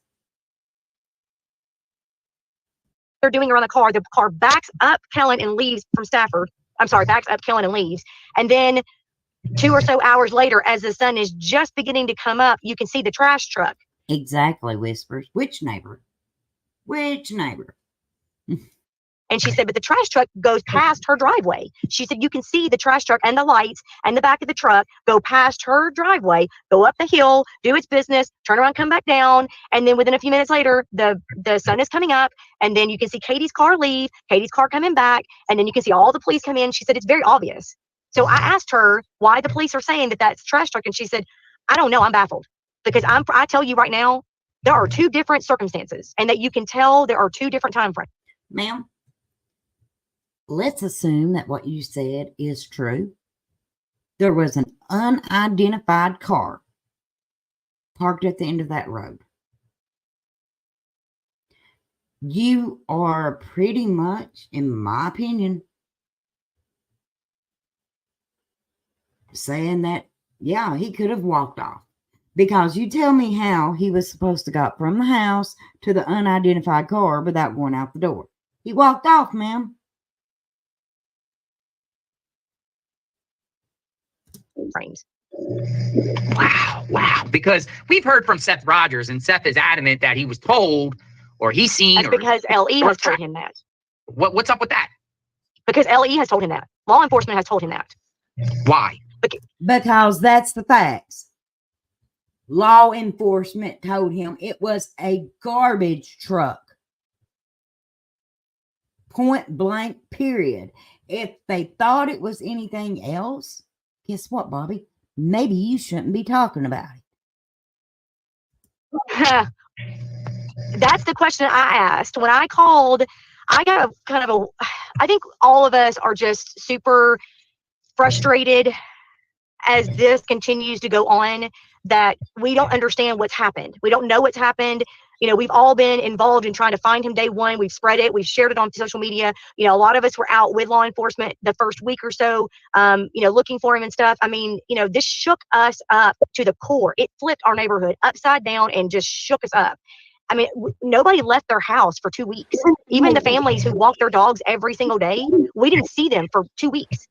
Why? So, why? yeah, I mean, we didn't know what was going on. We had no idea what happened. I mean, when you have a 15-year-old kid that just vanishes in thin air, nobody wants to leave. We're scared. And then, of course, you see Chris, you know, getting upset through all these YouTube videos. And if you know your neighbor is that upset and threatening people and saying the things he's saying, you're not going to go be a part of that. You're going to stay in your little cocoon and stay away from them. And I mean, lock your doors and be by yourself and protect yourself and just stay away from it. You've never seen Sebastian Rogers in the neighborhood or walking around or anything prior to that day? Nothing. From what I understand from neighbors that live right close to him. Now here it comes. The only time they ever saw him come out was when he was playing with the dogs. The dogs would get out, and you know, he'd be out there for a little while. Remember her saying that. The only time they saw Sebastian was when he was playing with the dogs. But nobody ever really knew him. Nobody knew any of them. He never came out to play with neighborhood kids. You never saw him out riding his bike. I mean, now I'll tell you this. I mean, we have neighbors that go out, like I said, and walk their dogs every single day, sometimes even twice a day. You have kids that will go out and play basketball. We have a basketball goal in one of the cul-de-sacs. Kids will come up and play basketball in the basketball goal. They'll walk, you know, ride their bike. We have a one kid. Ma'am, did it occur to you that maybe you didn't see Sebastian out there playing basketball? Just maybe, because he wasn't supposed to be. He had a chromosome disorder, ma'am. That's why he didn't play sports. A kid that has a four-wheeler and a dirt bike, and he rides around, that kind of thing. Didn't even know Sebastian existed. Never played with anybody. No friends, nothing. Never. Okay. Again, she just confirmed the other neighbor lied. In my opinion, put a 1 in chat if you think that she just confirmed the other neighbor lied. Having friends over their house. How long was, because I heard that Seth was there for a few days staying with the Proudfoots. Did you hear that? I did. Well, I saw his, well, I didn't know he was staying in their house, but I saw his truck there every single day. Hey, Joni. It was, see, when I heard that he had stayed in their house for 3 days, I was shocked. I didn't realize he had actually stayed in the house because, and then they said 3 days. I'm like, well, that's odd because his truck was parked on the curb of the street for about a week. Okay, I want to ask you all something because this has evidently flew over my head. Have any of you heard that Seth stayed there for 3 days? But I didn't know he was actually there because he was out searching. Like, he was actually at the command center for the first week every day, all day long. Was. Seth was. Not Chris and Katie. Chris and Katie? Oh, no. No. No. Did you see that look of disgust? No. Ugh. At their house. Never I'm aware went of. with any flyers, go to door, you know, to speak with neighbors, ask them if they've seen anything, nothing. No. Wow. Nope. That is so Miss Bobbi. So do you, and the only, go ahead. I was just going to say, the only thing that they even put on Facebook was that one post. Which well, that's funny. And I'll tell you why. Because JLR, you drove around that community. You know you did. And the only flyer that I saw in that community was in the Proudfoot's yard. You know darn good and well they have put up one. At least one. Now, that picture of them out eating that everybody wanted to drag through the mud, look on the table. Look on the table. Tell me what you see. Flyers. We got deleted. Theirs didn't. The original neighbor that was asking, hey, what's all the commotion on Stafford? That person deleted their post. Gotcha. Katie's is still up there. Were the Bower Sox around at all during that week? I know you said that they were there that morning. Did they look around? Did they look around? No, we never saw anybody. Okay. Again, she did not know the Proudfoods. How does she know their extended family? If you don't know somebody, you don't know them. So how is she the authority to talk about Chris's parents was there?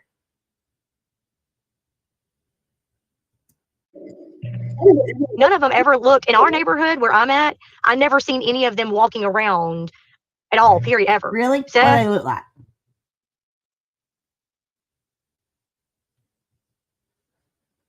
I mean, I think that'd be a good question, especially when you've already said you didn't know them. You didn't even know when they moved in. Chris, Katie, Bower Sox, none of them ever. I never even met them. I had one encounter with Chris one night. And after, never saw him, never met him, nothing. Did Chris encounter you? You mind sharing? I think we talked about this offline a little bit. Yes. So I'll kind of share a little bit of that. This was what day was it? Thursday, I think it was. I think it was Thursday. That Thursday night. Now, mind you, our neighborhood is on pins and needles. Don't know what happened to this kid. Don't understand. Law enforcement's, coming up and around. We've got every department that I didn't even know existed. Like I said, I didn't know we had a SWAT team. I didn't know we had, drone footage. I didn't know we had any of this stuff. I mean, Are you kidding me? You mean to tell me, Bobbi Know It All, you didn't know that there was such thing as a SWAT team? You didn't know that there was a TBI? You didn't know they had drones, ma'am? for a small county, I had no idea. Not a small county, but I mean, like, we're away from like the big crowd, the city. Never had any issues, so I didn't even know that any of this stuff existed. So we were all kind of on pins and needles, and so anything weird. Let me go back a little bit and say the night before this. This is the reason why this happened. The night before this, I had went to work that night. I think I did something. I wasn't home for some reason. My son was on our back deck. Now our back deck faces the construction, the back of the construction. And so he was on the back deck talking to somebody, and he looks out and he says, well, that's really weird. And she said, what? And he said, look at the light out there. And there was a flashlight. It was kind of a dim flashlight, but you could see it because it's pitch black dark. And he said, why is there a flashlight over there? It was one single flashlight, and it was like walking in the back, kind of over in the back of the woods area. And it like walked around, stopped, walked around a little bit, stopped, and then just disappeared in the back of the woods. And so he called me, and he's like, what do I do? And I said, you need to call law enforcement. Like, call the number. We had a flyer, one of those flyers. And I was like, you need to call the TBI and tell them and figure out what to do with that. He did. And nothing. No phone call back. Because somebody had a flashlight? You calling law enforcement? Maybe, just maybe, you're too nosy and it's rubbing off on your kids. No, nothing. Just, okay, thanks for the letter. I'm like, okay, that's awfully weird. I mean, you would think that they would come check that out or call you back and ask you. Yeah, follow-ups. Nothing. No, they didn't even call him back to ask him, like, exactly where are you? What did you see? Nothing. Nobody ever followed up or nothing. And so. Well, they were testing things in the dark out there. Chances are what you saw was law enforcement themselves. So they didn't have to get back with you because they knew where their men was. So he was like, that's really weird. And I was like, yeah, that is weird. I mean, with the missing kid, you would think they would be coming flying up here to figure out who that was.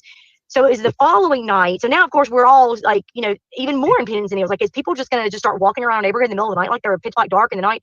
And so he was coming home. We were all at home and still looking around and talking to neighbors and figuring out like what the heck is going on. And he comes home and walks in the door and is like, Mom, I don't know what to do. And I'm like, now what? And he said, there's two people, a real tall, skinny guy and a real small, it looks like a girl maybe, that is walking up our street. Now, we do have families that will come out and walk their dogs at night before they go to bed, but they had no dog with them, no nothing. And the strangest part about this was this guy was wearing dark, black, wide, like ski goggles. You've been in my neighborhood. It is, you can't see your hand in front of your face. It is so dark at night. It was 9 o'clock at night. Why is somebody walking with these big black goggles? How can they even see? Well, ma'am, they're walking at night because they wanted to see if Sebastian would have been caught on them cameras. And what is your son supposed to do? Mind his own business. Try that. Next time he calls you and says, Mom, there's people walking, I don't know what to do, say, mind your own business. Well, with everything going on, I'm thinking, okay, that's very suspicious. I gotta check on that. Yes, I could have called law enforcement, and that's what was said. You should have called law enforcement. However, I didn't want to call law enforcement on my own neighbor. If it was a neighbor out walking around, I didn't want to be rude and call law enforcement on my neighbor. So I told my son, I said, you know what, let's go. He's got a Jeep that's got a bunch of lights on it. And I said, let's drive down there and turn your lights on and see. If you can see somebody out there walking, I said, I'll call law enforcement and let them know what we're seeing, and then we'll just turn around and go back home. I wasn't going to follow them. I just wanted to see if I could find them. So we're driving down my road. We turn up Stafford because we couldn't find them. Like, well, maybe they went up Stafford. We went up Stafford. Now my son's Jeep is loud. And so but I didn't even think about it. I was more focused on who this person was.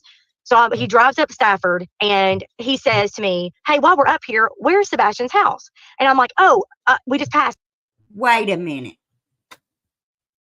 Hold the phone. You done said that your son, the day that Sebastian, ma'am, went missing, went down there to where they lived. You remember you said that they did all that searching and you had to call them, tell them to come home and eat. Now it's days later. Law enforcement are testing night vision, testing to see if they can be seen on cameras walking at night. Your nosy hind is going to check it out, and you're going to tell me that your son don't even know where Sebastian lives?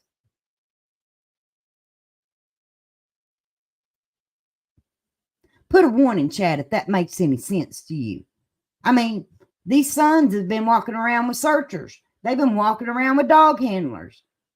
They've been finding out all the things, but they don't even know where Sebastian lived.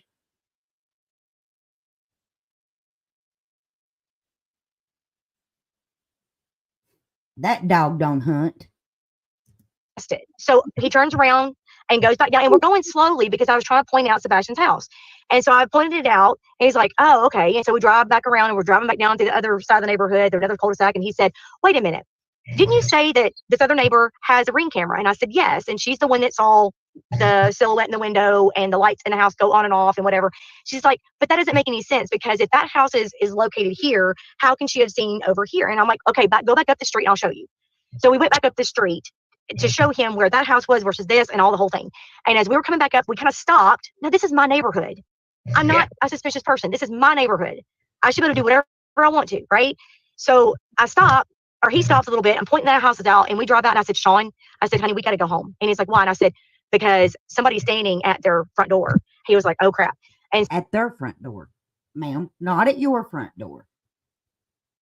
Was standing at their own front door. Now, call me crazy, but you have been complaining about, how'd you put it? Outsiders coming in to search, didn't know what they could do to really help. Yins was flooded, and I'm using air quotes. You've did nothing but complain about how many people have been in and out of this little community. It's your neighborhood. You should be able to do what you want. so, and I did not. God honest truth, I never meant to upset anybody. It was truly just me trying to figure. It was truly just me being nosy. Is what it was.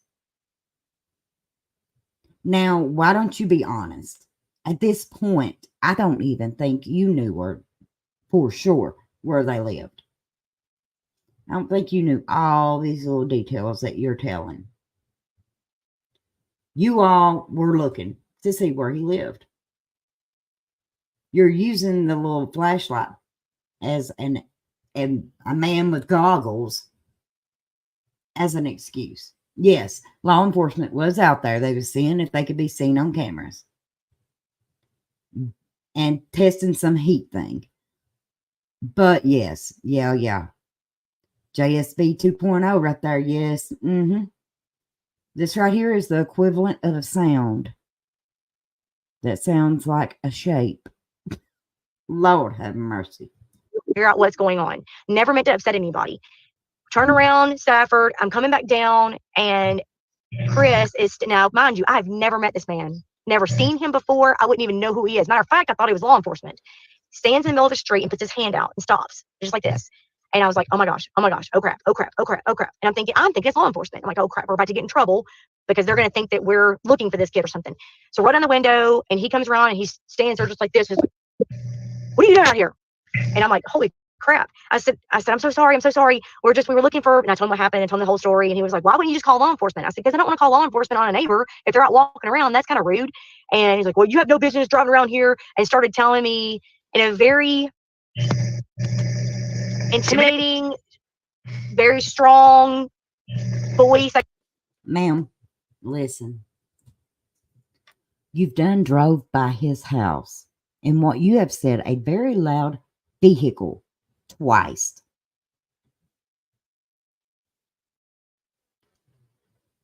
I'd say you aren't the only one that day that drove by.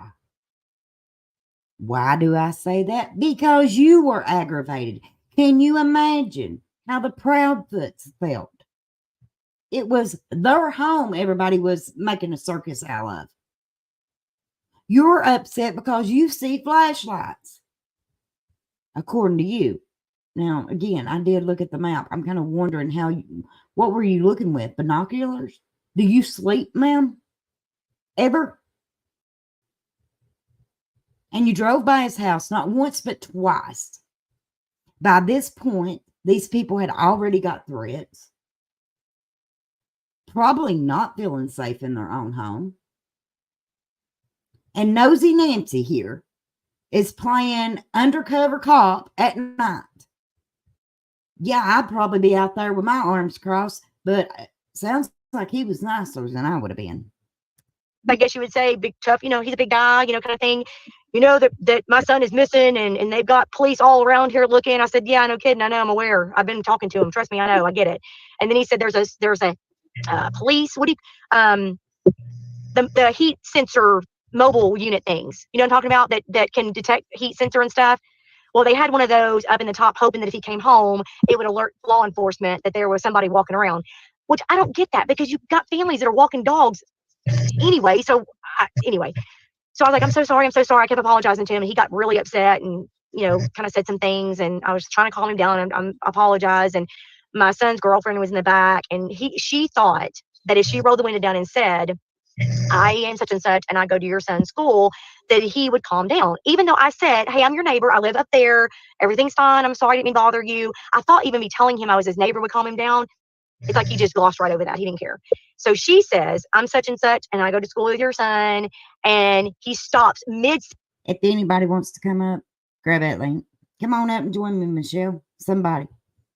Sentence to me and said, oh, and got stopped, looked at her and said, your name? And she said, yes, sir. Like, how do you know? She only gave him her first name. You knew she knew Sebastian's name, didn't she? I mean, according to you. At this point, you know who Sebastian was. But again, you have already said you didn't know him. And at another point in this very interview, you're going to say you didn't know Sebastian existed. And he said the whole thing. And she was like, how do you know my name? And I was like, what the crap? I looked at my son. I said, we need to go. We just need to go. We just need to go. And I'm like, I'm going to call the police, because this is getting, I don't know. I don't understand. I wish you could have, I can't describe his body language was just very It wasn't like, well, for that people were out there looking for his son or thinking it was more like trying to stop Get off me. my street. Get off my street. Get out of here. Get off my street. Go home. Leave me alone. Get away from us. But he told her that, so you're the girl that runs this Facebook group and this, that, that, or I'm going to demand you take that off. You get your phone. And he said, where are your parents? And she said, So, in short, they'd already caused drama in a Facebook group. What was he supposed to do? You've helped assist with the drama that he is dealing with. Did you want him to bring you out some cookies and milk? at my house. And he said, well, I'm going to find out where you live and I'm going to come knock on their door and we're going to have a conversation. And she said, okay, good luck with that. And I was like, you know what? Look, we don't want to, cause any issues and whatever. I try to give him grace. Don't know the man from nowhere. And I just kept saying, he's upset. His son's missing. He's really upset. He's very defensive. Maybe that's just all that what it was. Now that I've seen some of his YouTube videos. No, he's still upset. With good reason. And no, I'm not taking up for Proudfoot's. I ain't taking up for nobody. I am probably as unbiased about this case as anybody that you will meet. But this woman right here, I'm sorry. Her elevator ain't going to the top. And I'm like, yeah. Wow. Thank you for sharing that. I didn't know the back end of those details. I know we talked before offline a little bit. And you said, kind of like a confrontation kind of deal. We confronted you guys, but I didn't know those like back end details that you shared. Somebody in the chat, Smiley's World, was asking prior to the February 26th, right, when Chris arrived home, did any neighbors or anyone that you heard, whether you see it, but you said you never knew him prior, did anyone ever say anything about him being around the house on the 25th, the 24th, or seen in the neighborhood or anywhere in the area prior to the 25th? Nobody's ever really mentioned him. The only person that's ever said anything about him coming home, like I said, nobody really ever paid attention, I don't think, because even the neighbor that lives close by that I'm friends with, I asked her, like, did you ever see? She said, I never really paid attention because, like, he would come and go and they never were out really, and they had this camper and the camper would leave and then it would come back. And then, he never came outside. And it's odd because Chris kept saying that he would go outside and play and, all that kind of stuff. And she's like, I don't remember ever seeing him really outside playing. Like, there's no playground. They don't have a playground outside. They don't have a trampoline outside. Like, if you looked at their yard, you wouldn't even know there's no bike. There's no, like, scooters. There's no. Ma'am, what videos have you been watching? This kid liked the game. Evidently didn't like dirt.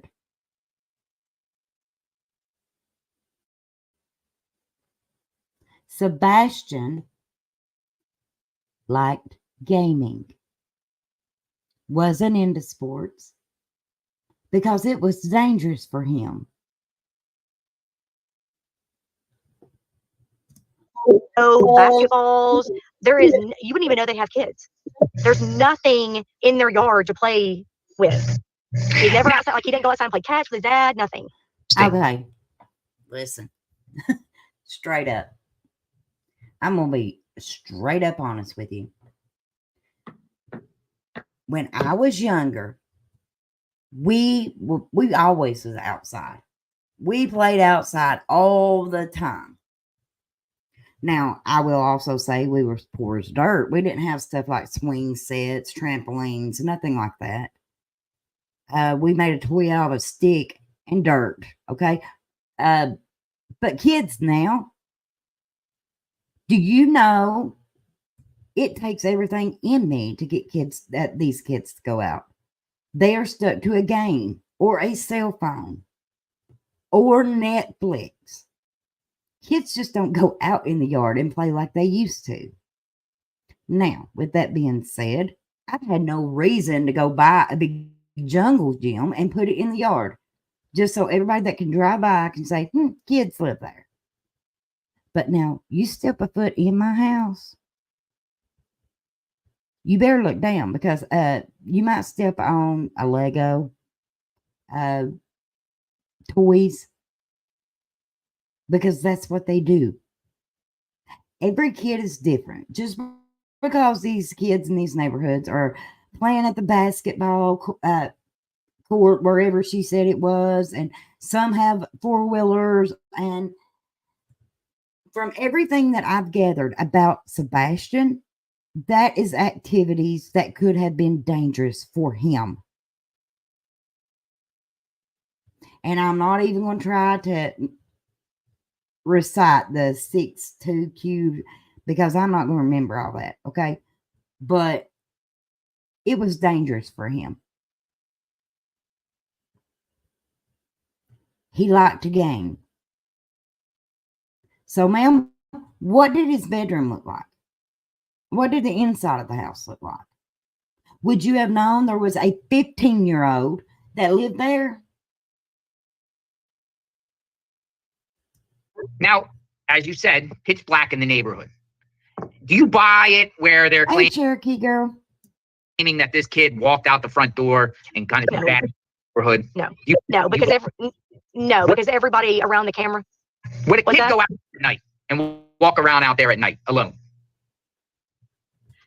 She's already said, JLR, that it is so dark you couldn't see your hand in front of your face. She's done said that. I don't think so. I mean, unless their parents didn't. Now, we did have a ding dong ditch happen a couple years ago, but no. I mean, I've never experienced kids just randomly walking around the neighborhood. That's the thing about our neighborhood is it's so quiet. Like at night, literally, like in the summertime when my kids were younger. Sorry, my car shut off for me for something. When my kids were younger, they would go outside and play like flashlight tag and stuff like that, and I have to get on to him like, okay, 10 o'clock, y'all need to be done because everybody's got to go to bed and whatever. Nobody ever gets, like, you don't ever just see random kids walking around by themselves. I don't buy that at all. And I know that neighbors that are right around them said that there was nothing on their cameras. Nothing. So no evidence whatsoever for that morning. No. But you've already said your neighborhood is so dark you could not see your hand in front of your face.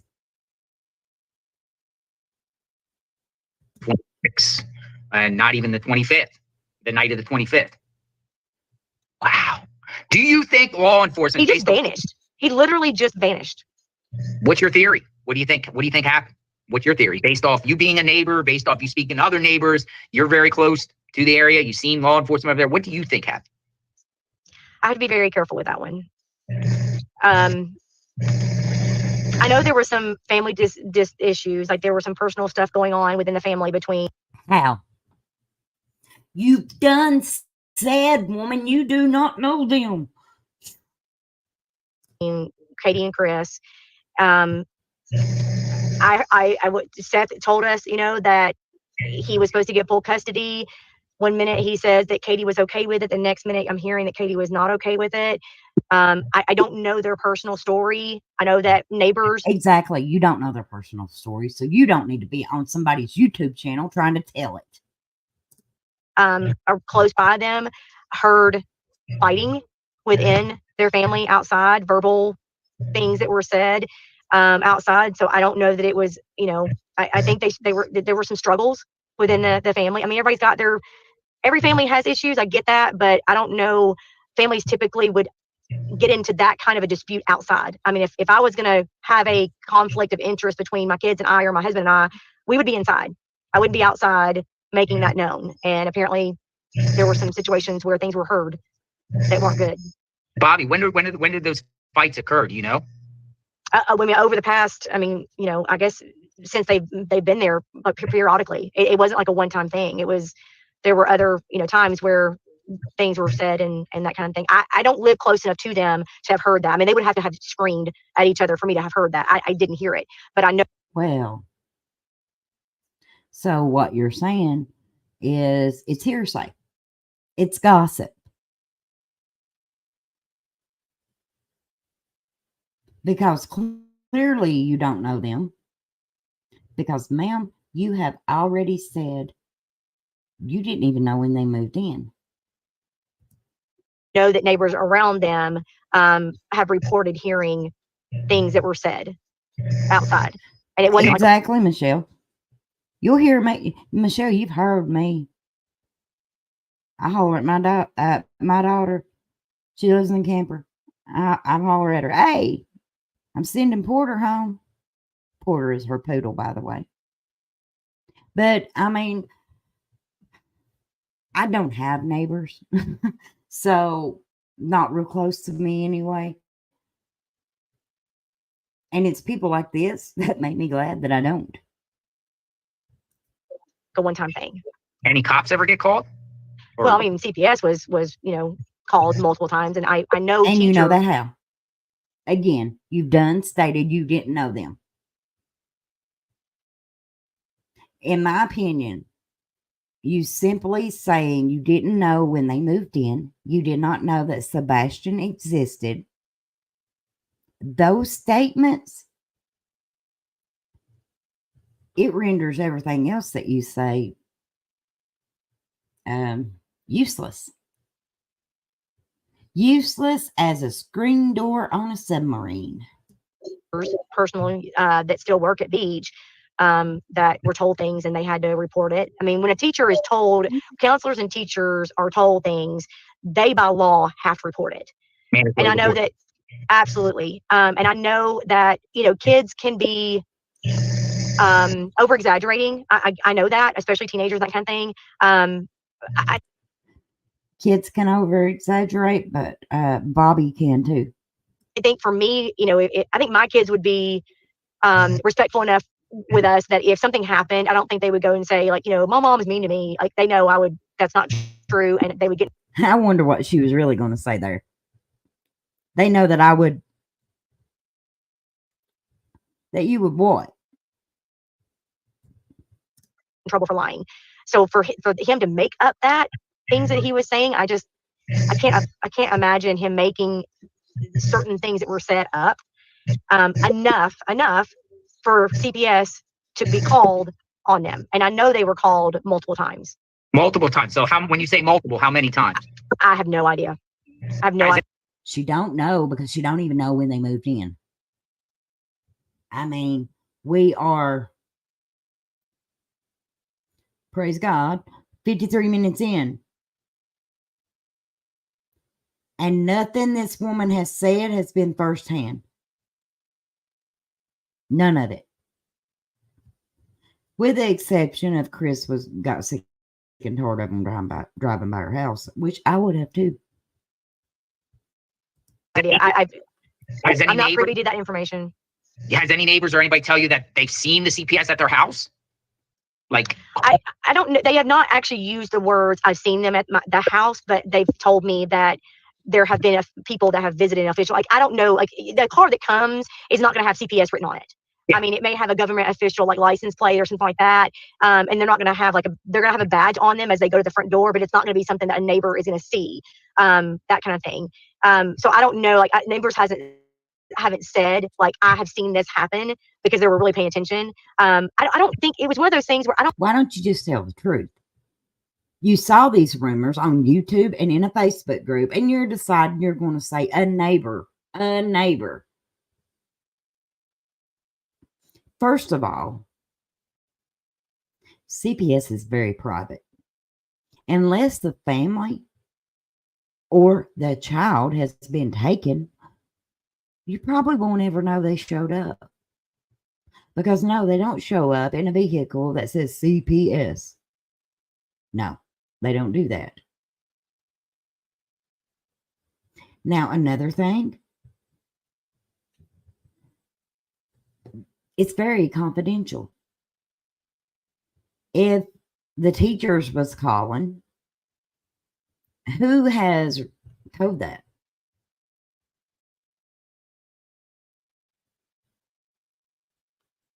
CPS ain't out here saying the teacher called me, and I had to go down there to that house. No, they ain't doing that.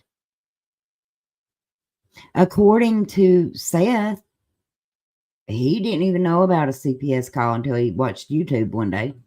And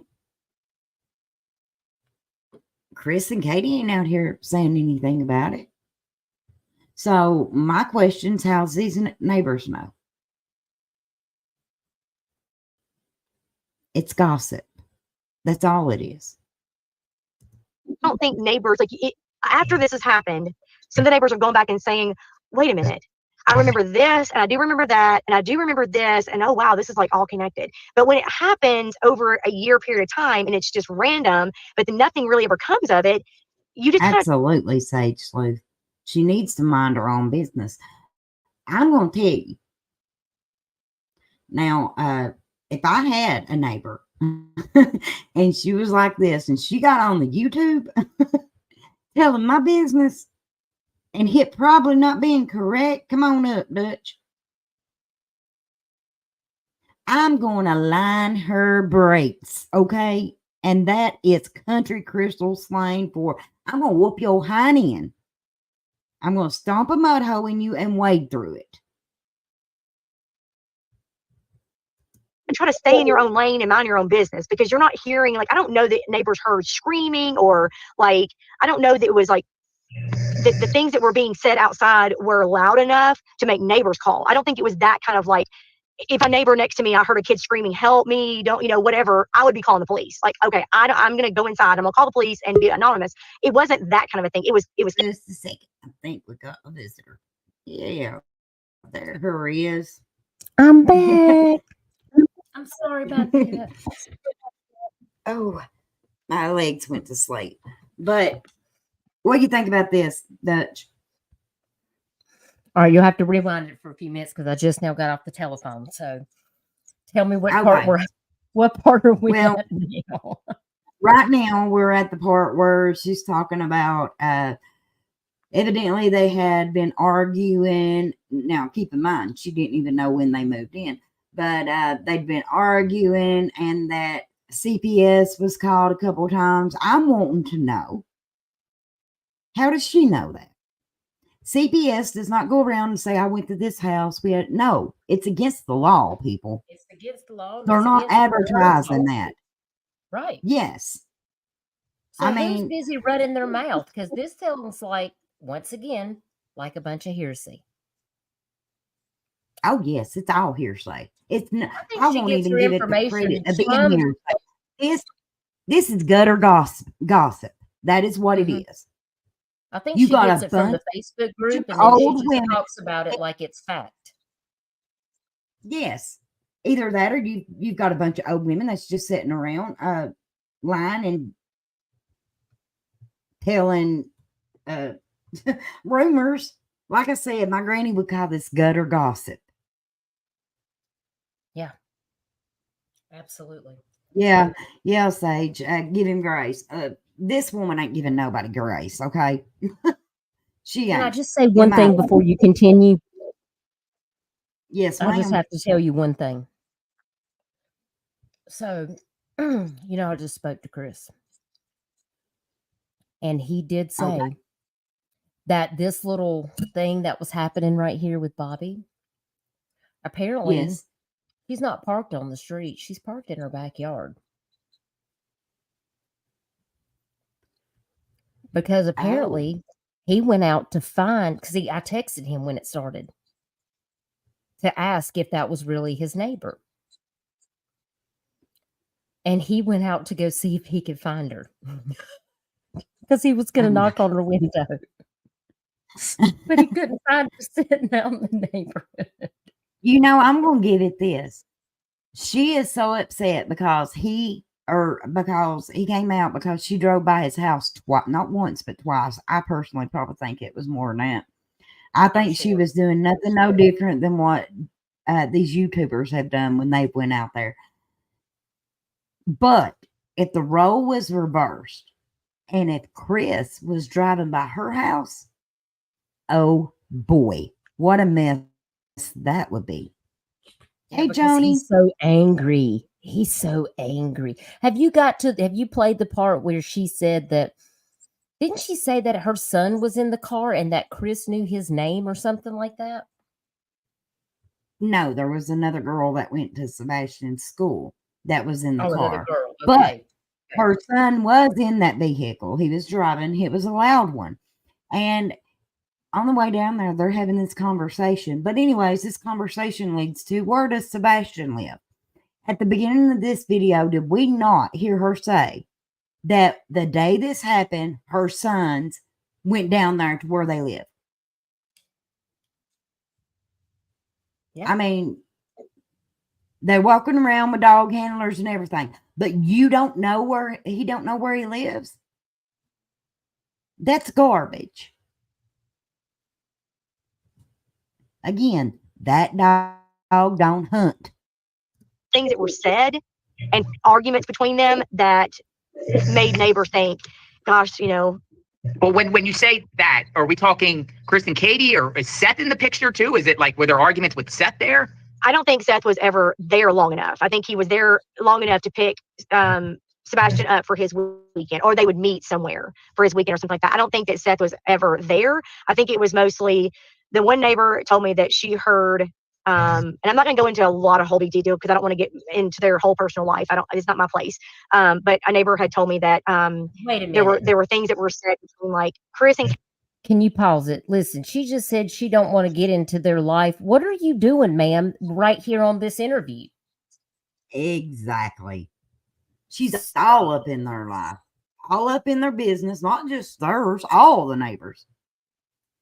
I mean, she's so contradicting.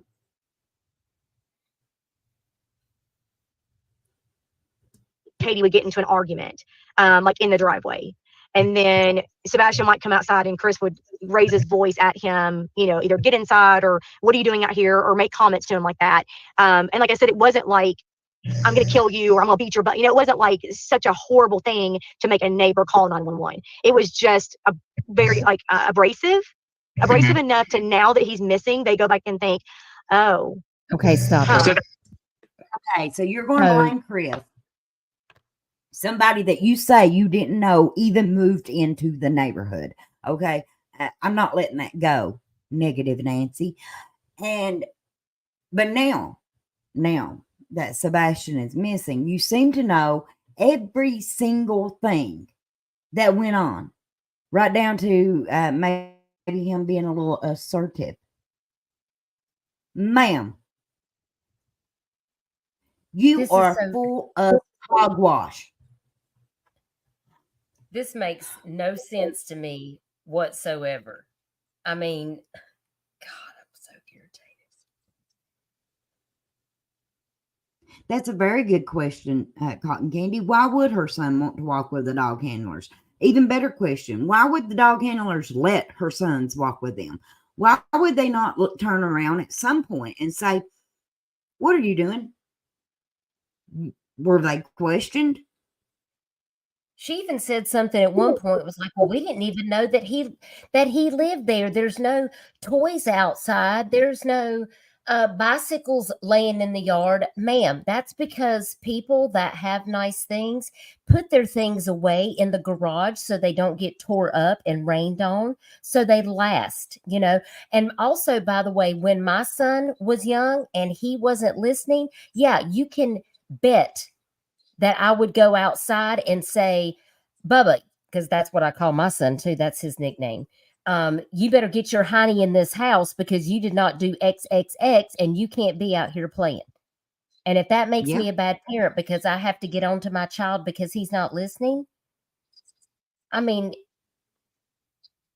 I just feel like this is a snowflake moment. Like, he didn't say he was going to kill him or anything, but then later on, that once he went, you know, and had disappeared, then they were like, oh, well, maybe this means something. No, it means he was being a stepdad. And, you know, because sometimes you have to parent your children. You're not their friend. Yes. I mean, it just makes my blood pressure go up. Yeah, and this woman has children. I can't imagine how she parents her own children, her perfect children. Well, I mean, the way she's speaking about these kids, had she not have said her kids have not rode the bus in a while, they're, you know, and her son has a vehicle and all this and that and the other, I would have thought her kids was like Sebastian's age, but they're not. They're much older. And they're walking around with the dog handlers. That don't make sense to me. Why in the world what would it be their business to be walking around with a dog handler? There wouldn't be, because that's not professional. How are you going to secure the scene and make sure that evidence, anything that's found, is not being trampled on or moved or disturbed? Or that the scene You ain't don't being have contaminated? professional people out there doing the job. You've got just these random people that are out there just gallivanting along. That's not how professional search and rescue missions work. When people, I know professional dog handlers, they would never allow people in the community to come out and assist in the first days when they have dogs on the ground. That is a no-no. I'm just going to go ahead and tell you, this is facts.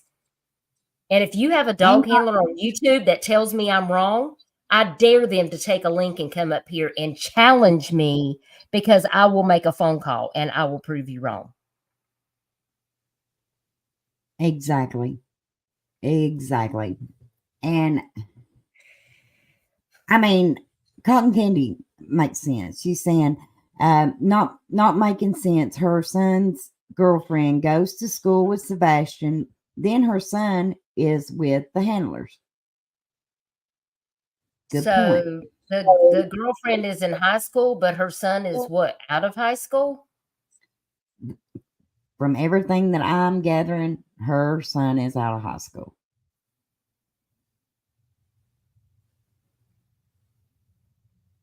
Flies. I'm waiting on her to say, a neighbor told me they farted.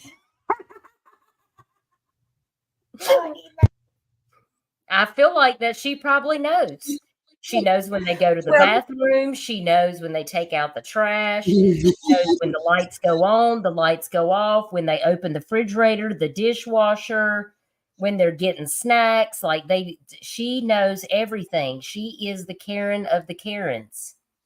Okay, where's your hat? Do you have your Burger King hat? Because we might need to put ours on. I'll get it. Whispers in Shadow says her son is homeschooled. Okay, so that means that he could be younger, but still, he's not like a curious little kid walking around there saying, "Oh, that's neat," trying to figure out what a dog handler's doing. He is old enough that I don't care if he was 5. I don't think a dog handler should have been letting him walk around with him while he's hunting down a scent. That doesn't make any sense, especially if you're a minor. You have no business out there, period. Exactly. It sounds like you're just trying to kind of like yourself. That was the kind of what Yeah. you were saying when the neighbors kind of put these pieces together after the fact. Right. It's one of those things that you go back and look and think, oh, okay, so maybe there was something to that. I just didn't realize it. Have you ever heard anything about the mattress in the garage? I have, and I have not been able to confirm that. I did hear that, and the neighbor next to them, when the garage door would come up for her to leave, they saw a mattress in the garage. And well, I mean, they didn't that day because that mattress come after. That's exactly right. That bed wasn't delivered to their house until after Sebastian went missing. So quit lying. And no, Sebastian never spent any night or time in the dang garage. You people are sick. Chris admitted that there was a mattress in there. Now he said it was for his daughter. So maybe, but why is it still in there? Because, why is it still in there? Oh, were we on your schedule, Bobbi? Do they have to be on your schedule? So they're not allowed to keep a mattress in their garage for X amount of time? It has to be immediately moved in the house because admin Bobbi is watching. What?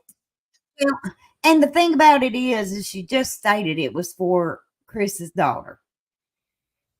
And I don't mean this in no bad way, but Chris's daughter is not missing.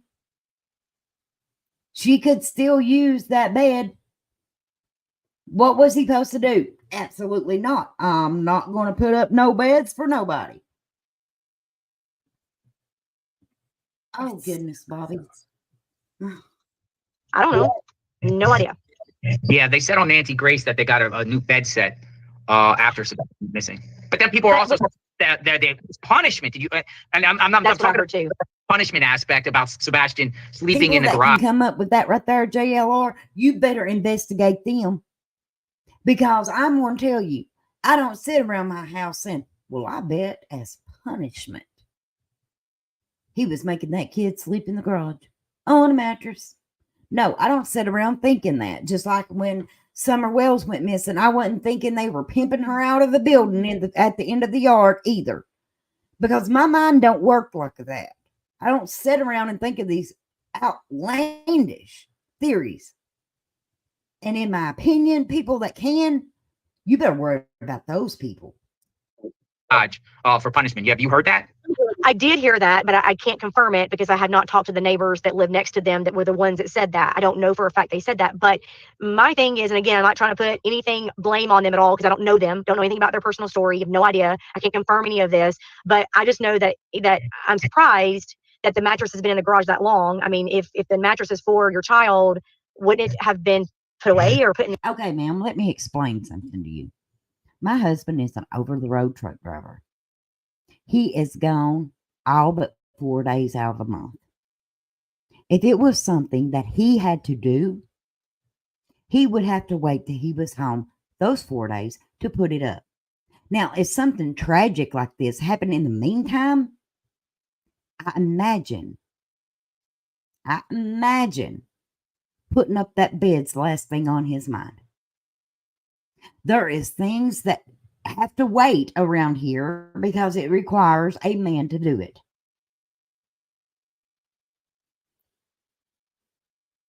Point blank, period. I mean, why is it still in the garage and not in the child's bedroom? And two, the daughter, Faith, I don't ever remember her being there. Like, if she was there, I mean, maybe one summer. I mean, I'm just surprised that she would have a brand new mattress if she's not there very much. I mean, I don't know. Maybe she didn't even have a mattress, and that's the first one. Maybe, just maybe, it's none of your business. Leave that child's name out of your mouth. You spoke earlier about a silhouette and a light inside. Yeah. Talk a little bit about that. Some people were asking Well, that. Sage, you better not have no mattress up in that garage, girl. These people are crazy. Lord have mercy. Hey, I've got a old sink outside. You think they can come up with a theory on that? I mean, in reality, I just replaced it, but I'm sure there's something that somebody can come up with that I've got a sink on the outside. But in reality, it hasn't been took off yet because my husband works. He's home 4 days out of a month. In the chat. What's that all about? Okay, so if I go back to day one and kind of rehash a little bit, trying to make this as short as possible, the neighbor close by that saw Katie out front on the way to taking her kids to school. Which one is that? Because so far you've mentioned a neighbor, my friend, the neighbor. Ma'am, we don't know who you're talking about. Half of this conversation, I couldn't tell you what day you're on. You are talking in circles and making me dizzy. She was the one that called me. Friends, I'm good friends with her. She's the one that actually called me and told me what was going on. And said that I said, well, what happened? And she said, well, I went and asked Katie what happened. And she said, and this is where the story gets totally misconstrued. I don't know. Probably because you're lying. Again, third party. I'm hearing this from the whole interview is third party and fourth party and fifth party. I mean, Precisely. I am waiting for you to tell me that the dog has told you something because you have talked to everybody in the neighborhood. You have went to get all the information and come out with a dry bucket, ma'am. You don't know what you're talking about. From another third party source. So, I trust this lady. She's a good friend of mine. There's no reason why she would lie. But she said, when Katie whispers, everybody is her neighbor. I bet we're her neighbor. No reason why she would lie.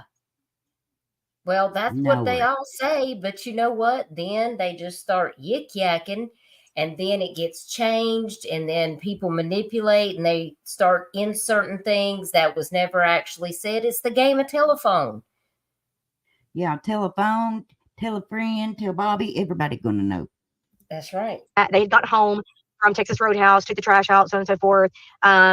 Sebastian was in his room. She Ma'am, was you got this timeline from Facebook and YouTube. Yeah. You didn't get it from a neighbor. And you didn't get it from Katie. You could have just went down there and asked her yourself.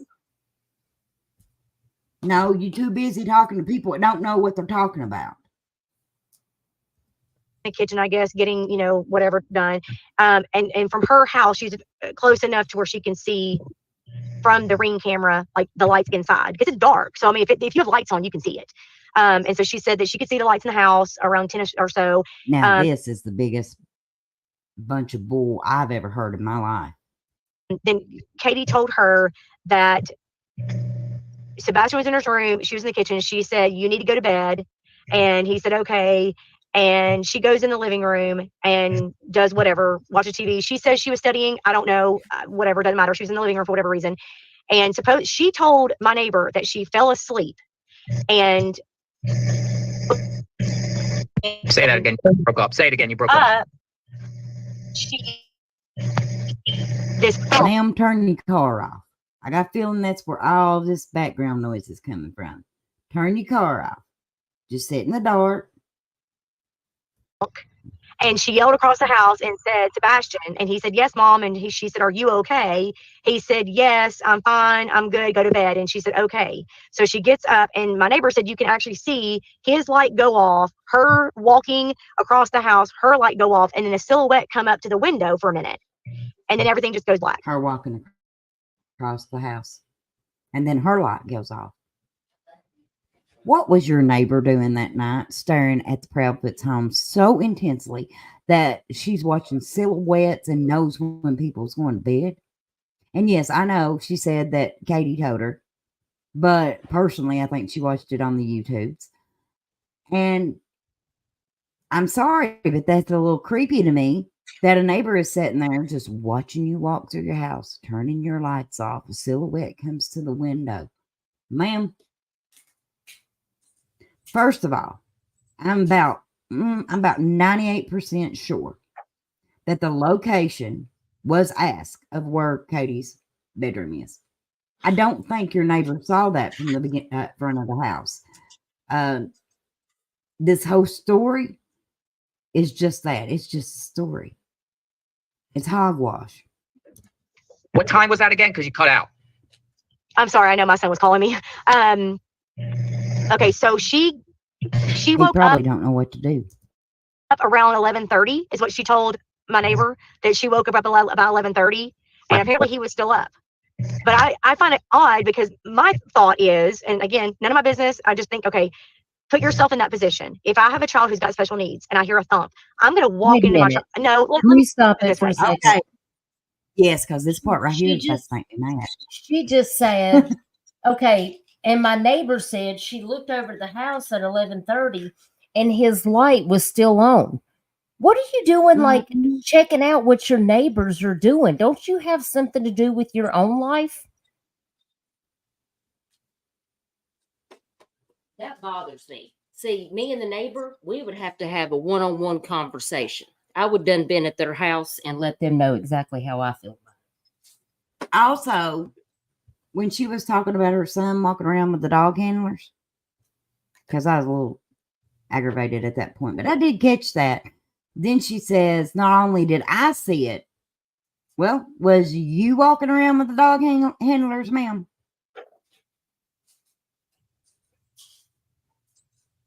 Or was it your son?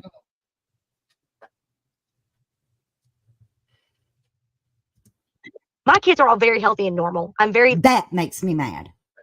I'm sorry. That makes me mad. You give me the definition of normal. Because I guarantee my definition and your definition are not the same. My definition of a normal neighbor is not somebody that is sitting around taking notes about everything going on in the community. That's not a neighbor, ma'am. That's my definition. I mean, not a normal neighbor.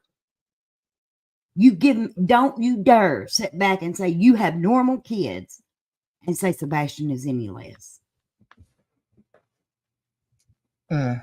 You clearly don't know what you're talking about. Blessed to have very healthy kids. But if it's 11 o'clock or 11:30 at night and my kid has to be up at 6 the next morning, I'm going to be in their room yelling at them and taking their... Yelling at them? Are you going to be in there yelling at them for your neighbors to be saying that you're potentially, if they look back on it, harming your children? Because earlier you was judging Chris for that. Careful. Their electronics away and telling them, go to bed now. That I would be walking in my kids' room. Even where my kids are now, healthy. And your child just called you. You didn't even answer the phone. Miss me with that. Exactly. You have no idea right now what your kid wanted because you were more concerned about staying on this panel with JLR. So don't tell me you walk into that room because you ain't even getting out of that car. And she just said a while ago she was triggered, Crystal. She said, we're scared. Like, we need to know if, was this child unalived? Were the parents responsible? Is there a kidnapper loose? Like, they're not telling us anything and we're scared for our lives and we have to lock our kids up. In the dark. But she didn't answer the phone call for her son. What if he was in trouble? What if there was an intruder? What if, oh my God, Bobbi. Yeah. I would have answered that call, Bobbi. Because let me tell you something. You would have been criticized for it if your son went missing. I heard a thunk. I'm probably still going to go in their room and ask, like, what in the world was that? I wouldn't just stay. But, hey, maybe she trusts him. Maybe she thought it was no big deal. Furthermore, if you're so afraid, why are you sitting in the dark in your vehicle on the outside? I don't know, whatever. But that's what she told my neighbor. And then she goes to bed. 11:30 though. That information is not really out there. We keep hearing 10 p.m. kind of deal. Put him to bed. Hear the thump. Are you okay? Good night. 10 p.m. Right. But this is what she told a neighbor. That's right.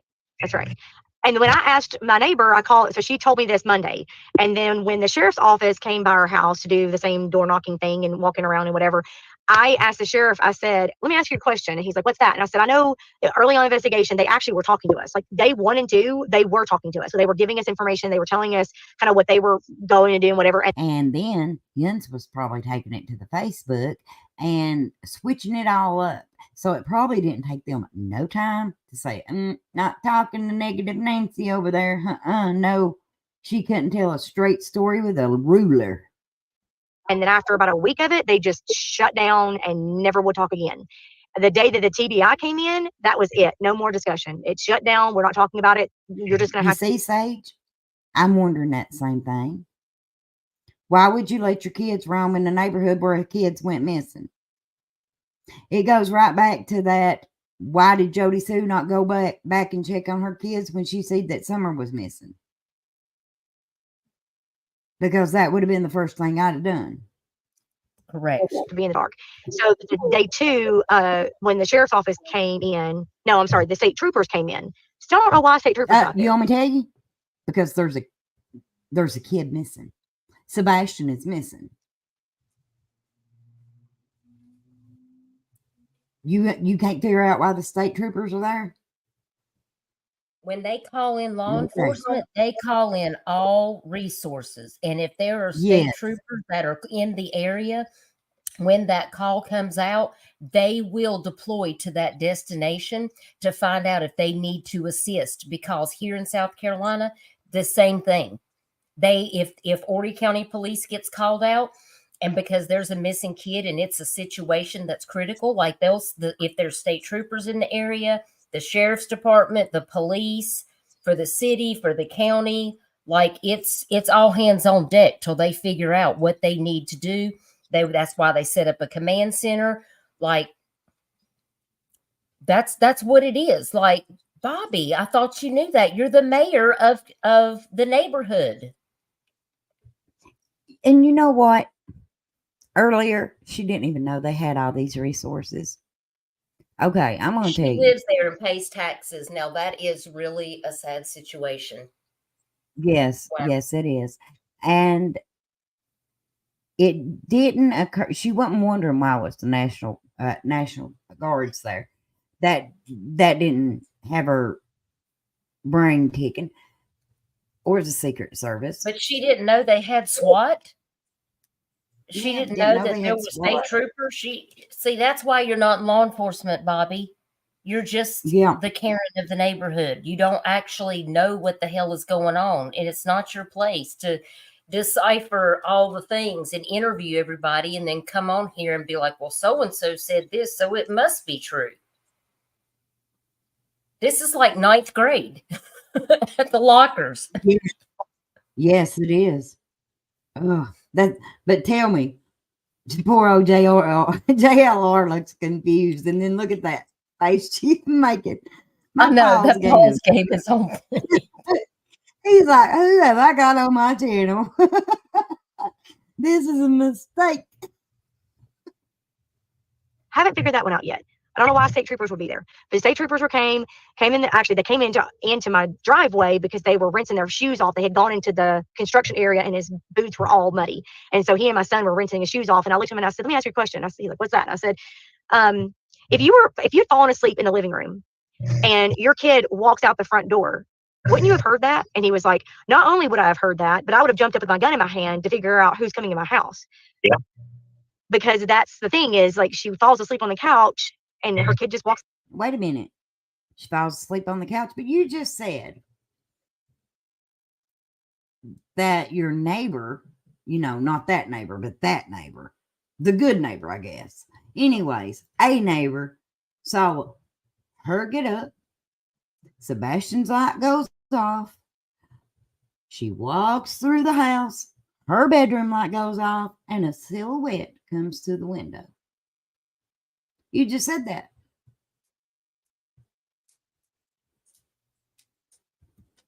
At the door. But then when I asked my neighbor about that again, called her the next day, I'm like, okay, explain this to me. This is what you said. I don't understand that. And she said, oh, well, she woke up and then heard the thump and that kind of thing. So I don't know. Yeah, it's just, it goes with all that in the evening time. At the same time, like you said, no evidence that any neighbors or anyone seen that he actually returned home that day. And then we also have those lights. It's just a mystery in a sense, because those mysteries. Someone asked it.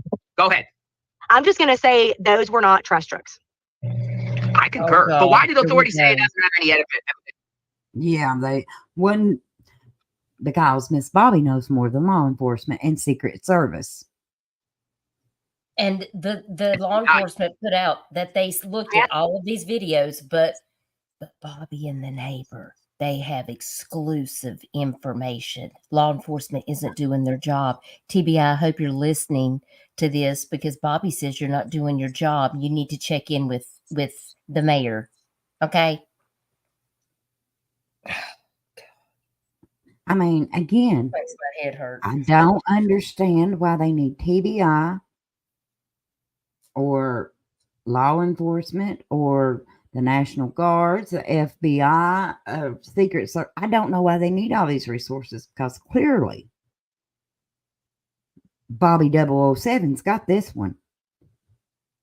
She is on the case. Bobbi 007. That's that. And I called the lead detective and I flat out told him that I know the neighbor. I've seen the video footage from the very beginning before it was edited. She told me She's arguing with a cop. Does that sound familiar, though? Who else do we know in this case that likes to put down law enforcement and say they're not doing their job? I'll wait. While claiming their law enforcement? While claiming their law enforcement, but also wants to say that law enforcement ain't doing shit. I think everybody knows. And you know what? I'm just going to put this out here. And their words, not our words, by the way. That's the key part, is they do it with their own words. We don't have to make up things, Bobbi. The people involved, we're using their own words to prove the misinformation and lies, just like we're doing here. Yep. Own mouth, looking at it herself. There are two separate occasions, car, then truck. Why is that? We've had it. He argued with me and told me that he had it broken down. The Secret Service looked at it and they He had it broken down. Secret Service looked at it. And you think you know more than them? Ma'am, you need to lay off the coffee, quit watching ID channel. confirmed that in fact it was a trash truck, and I said, I'm telling you it was not. He said, well, I'm not going to say argue with you. I was like, okay. I don't blame him. I wouldn't argue with you either.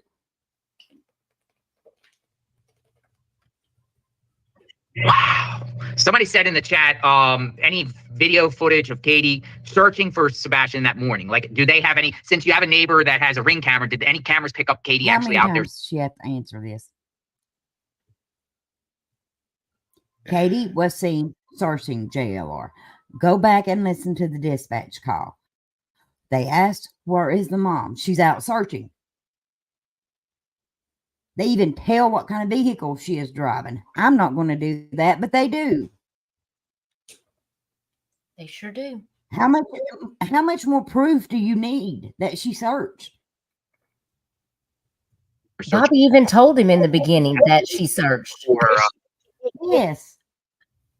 Did he forget that fast? Several times. He's done forgot. Look at him. He looks like he's going to sleep.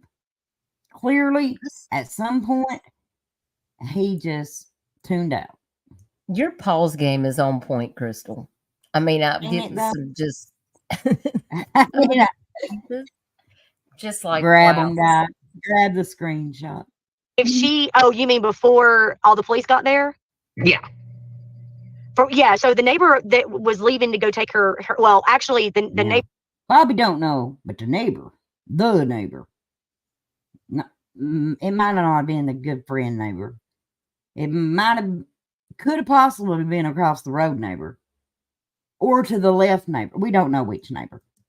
Neighbor's camera did pick up her walking around her house. Really? So she walked around her house?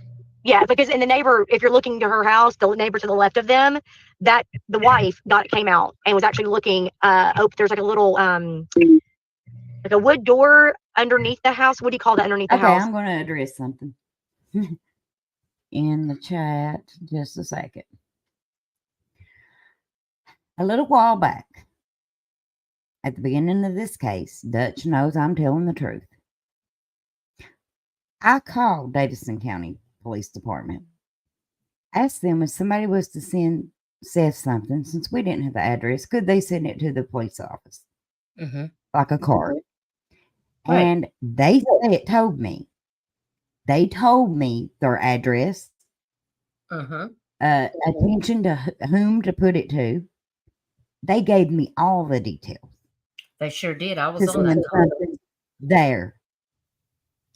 Last week, I called and said the same thing, and they said anything that needed to be sent to Seth needs to be mailed to Seth. That they wasn't handling anything for him. So you can take that how you want. I know how I took it, because the first time, they gave me great detail on how to send something and to send it to Davidson County Police Department. Yep. The crawl space. They actually opened up that door and were looking in the crawl space together. And so they were looking. But as far as outside of the neighborhood, I've never seen them. And they've never, no, not that I'm aware of. Yeah, they are done. Okay. I thought I heard something. Anyway. I mean, I asked my kids, and my kids said they had never seen her, never seen him. They did see Seth was out there a couple of times with everybody. He was at the command post. I have a good friend that was there in the command post, and she. How long was it that Seth said that he was at that command post before he's run off? Asking for a friend. Confirmed that he was at the command post, but I asked her. I said, "Did you see Katie or Chris or the Bowers Hawks?" And she said, "No, never saw any of them." But then again, she's correct, Flies. Said, but I mean, law enforcement did ask them to stay home in case he came home or called. So there's that. Do you think law enforcement exhausted the whole area? Like, do you think they did a thorough search of the entire neighborhood and the streets along Long Hollow Pike and the school? Do you think they? Oh yeah. I definitely. I mean, I watched it with my own eyes. They were deep in. They were climbing in the trenches and looking in the sewage areas, and they had dogs. The trenches? Were they climbing in the ditches? Is that what you mean? Pretty sure this ain't D-Day. I had to share that in the chat right here. Do what? I said I had to share something in the chat for Bobbi. You shall not go around gossiping and speaking badly about your neighbors. Stand up for your neighbors. Leviticus 19:16. And I put that in there because Seth keeps saying he's Old Testament. So Yeah. I thought I would just bring some Old Testament into it. We're going to pin that there too. Yeah. Bobbi, maybe Seth needs What to are they send you to a doing church. with whatever Yeah. evidence they collected, and what are they doing with the surveillance cameras? Because what I'm told that neighbors saw, they're denying. They're denying. Yes. Why? Why is that? Exactly. I don't know. That was You what I didn't asked. ask the neighbor? You mean the neighbor didn't have an answer to that for you, Miss Bobbi? I have no idea. See I don't understand. what I find interesting, Miss Bobbi, is, you know, I was up there, what, a week and a half later, and then we were searching on that federal property, and there was a dog hit, and law enforcement didn't even go out there to look at all. It's as if they didn't even care that there could be. I would think that they would look. It seems like they've already made up their mind or have a conclusion of what. Yes, maybe they do, because at this time they are going by he had walked off. Ain't that what they said, Dutch? Yep. Every press release, the evidence that they have. Okay, making sure. Happened to Sebastian. And while we're on this, if somebody has a timestamp of where law enforcement has did a press release and said there was no scent, I want that. Email it to me. That is exactly how I have felt since the first week, literally the first week, within a day. I mean, and a lot of people would get on Facebook and, like, you know, belittle our neighborhood and yell at us like, why aren't you guys out looking? And why aren't you guys have signs? And why don't you have, if I was in that neighborhood, I would flood it with green. And you know what? I would too. I would too, to support my neighbor. And if somebody took him, who's to say, ma'am, it ain't in your neighborhood? Yeah, but you haven't been violated, and you were. How was you violated? Did JLR knock on your door? Come on, JLR, tell us. Did you do that? Why is she becoming the victim in Sebastian's missing case now? Because it's a typical narcissist thing to do. It's been about her, this whole interview, how inconvenient it was for everybody to be a searching. They were flooded. Yeah, ma'am, I see you were flooded, because that's what they do when a kid goes missing. Part of this, where you had hundreds of cars a day driving up and down and taking videos and pictures of your house and stopping and asking you questions, and the news reporters being out front of your house, and you don't understand where we are, and we just want to just have some peace and some privacy. We are looking, we're out there. You want peace and privacy, but you know everything going on in your neighborhood. Do you not think you should extend the same courtesy to your neighbors? And while I'm on this, and no Fanny Filter is here, or no filter Fanny is here, I'm just going to say this. If you're out there and you're searching and you've got a camera in your hand, you're not searching. We're asking questions, we're talking to each other, we're on social media, we handing out flyers, whatever. We're just not, why do we need a sign when we're in the neighborhood? I mean, we live here, for heaven's sakes. Why do we need a sign? It's called support. I mean, we know what's going on. If you drive through here, this neighborhood belongs to him. Why do we need a sign to say, look for him? But anyway, I feel like. What? Yes. She just uttered those please. words. Bobbi, I hope I don't ever meet you in real life, because I'm telling you what right now. That's pure ignorance is what that is. This is narcissistic, selfish, condescending, arrogant, ridiculous. That's what you are, Bobbi. I am so disappointed. If my neighbors treated me the way that you're treating the Proudfoots, oh my God, I would probably, the only thing keeping me out of jail is the fact I can't have my heating pad. Okay? So, for real. The very beginning, it was massive, a massive search effort.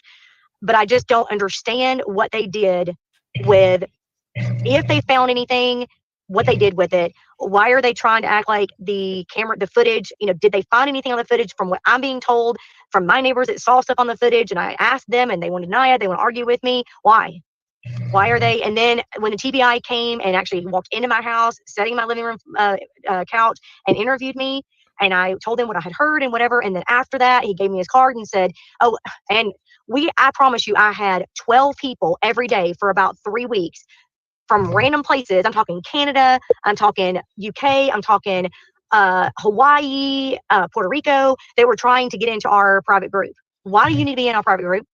Why do you need to be in our neighborhood group? Gotcha. Just wanting to know stuff? I don't know. But I mean, we had just they were coming out of the woodworks trying to get a piece of the information. But they just shut down. And every time I would send the TBI agent, I sent him the story about what happened to my son and I, and said I had it on, video, whatever. And I said, do you want to see this? And, he didn't even respond to me. He didn't even respond and say, I will let you know, hold on to that. Well, let me explain something, honey. Every time you have saw law enforcement, the conversation has started with, may I ask you a question? Then when law enforcement gives you an answer that you don't like, you're contradicting them. You're arguing with them. You are the stuff that law enforcement don't want to deal with. They're looking for Sebastian. They're not out there to sit at tea time with you and the other nosy neighbors and gossip. Because you're not really wanting answers. You're wanting something to support the narrative that you're pushing. And you don't like it that they're giving you an answer you don't like. So you argue with them. You know what? If I lived in that neighborhood, I would demand that Bobbi not be the admin of my neighborhood Facebook group and that she have nothing to do with that entire situation. Because honestly, if Bobbi's going to come on here with JLR and talk about this situation, wait till she finds out what the other neighbors might be involved in or might have going on with them, because then she'll start gossiping about you too. Don't think it's just going to be the Proudfoots, because if you live there, then you're fair game. Next for Bobbi. Nothing. I didn't even get a response from him. Weird. I called. It seems as if they already know something and everything else in their mind is irrelevant. They do know something. They know that Bobbi is nosy neighbor. They know that Bobbi has no right to have any information about Sebastian. They know that Bobbi ain't cracking this case. Why would they be telling Bobbi anything? Weird. That's how I felt. That's how I feel. I can't prove it. I mean, I don't know for sure, but that's how I feel. And that's what a lot of us feel like. I mean, a lot of us feel like I had 4 or 5 of my neighbors come over to my house one day and we sat in my house and talking about all this and kind of. See, I told you they were having sipping their coffee and sitting there, their little gossip, like little coven of witches sitting around a table, like that is not good. Martha, if she'll talk about them, she'll definitely talk about you. So if you live in that neighborhood, you better just stay on point, because you could be next. Forewarning all the neighbors, neighbor 1, 2, 3, 4, and 5. With friends like this, you won't need enemies. That's right. Sharing stories and stuff of what we feel. Sharing stories and stuff. Gossip. Won't you call it what it is? It's gossip. Good or gossip. all feel like something is going on. Something isn't right. Miss Bobby, somebody in the chat asked if when you had that neighborhood vigil for Sebastian, were the Profits invited? Oh yeah, it was all over our Facebook page. So they knew. Absolutely. Absolutely. Well, if they were in the, yeah, we had planned it a week before. So, Ma'am, it was all over everybody else's Facebook page too. it's not like it was last minute, throw it together. It was, a matter of fact, one of the neighbors that helped me organize it, she actually had posted it on her profile, like just on her as a posting, and just said, you know, I'd love to have a vigil. Let me know if anybody is doing one. And I messaged her and said, hey, why don't we do this in our neighborhood? That way the family can come as well, and it can just be our private neighbors. And she's like, yeah, that sounds like a good idea to me. So I put it on the Facebook page as a post. I tagged her in it, and I said, hey, this is what I want y'all to notice what's on the screen right now. I'm gonna blow it up so you can see it. And you know, JLR has made several comments when we talked off camera. Now, somebody has put, and it's highlighted, were CP and KP ever invited to neighborhood barbecues? Notice that question don't get asked. It's even a super chat, by the way. I got a feeling you done knew the answer to that. it's going to happen. This is where we're going to be. And then several people posted asking what time. We kind of kept going back and forth about what day, what time, and whatever. So did we go to their door and knock on their door and personally invite them? No, but we didn't do that with anybody. No, you didn't go to the home of Sebastian's parents and do anything. You didn't go there and say, hey, is there something that we can do for you? Hey, we heard this or something. You ain't even talking to the right people. So why would we assume? Oh, and let's not also forget that you're expecting them to see it pop up on your neighborhood group chat. Okay. Yeah. Ma'am. But what you also did, because we all know about this vigil, it got shared out. It wasn't just for the neighbors. Oh, no. If it was, why was YouTube talking about it so much? It was shared out into all the groups. And we had a big group show up. And they Yeah, you did, because you told all the peoples. That's why you had a big group.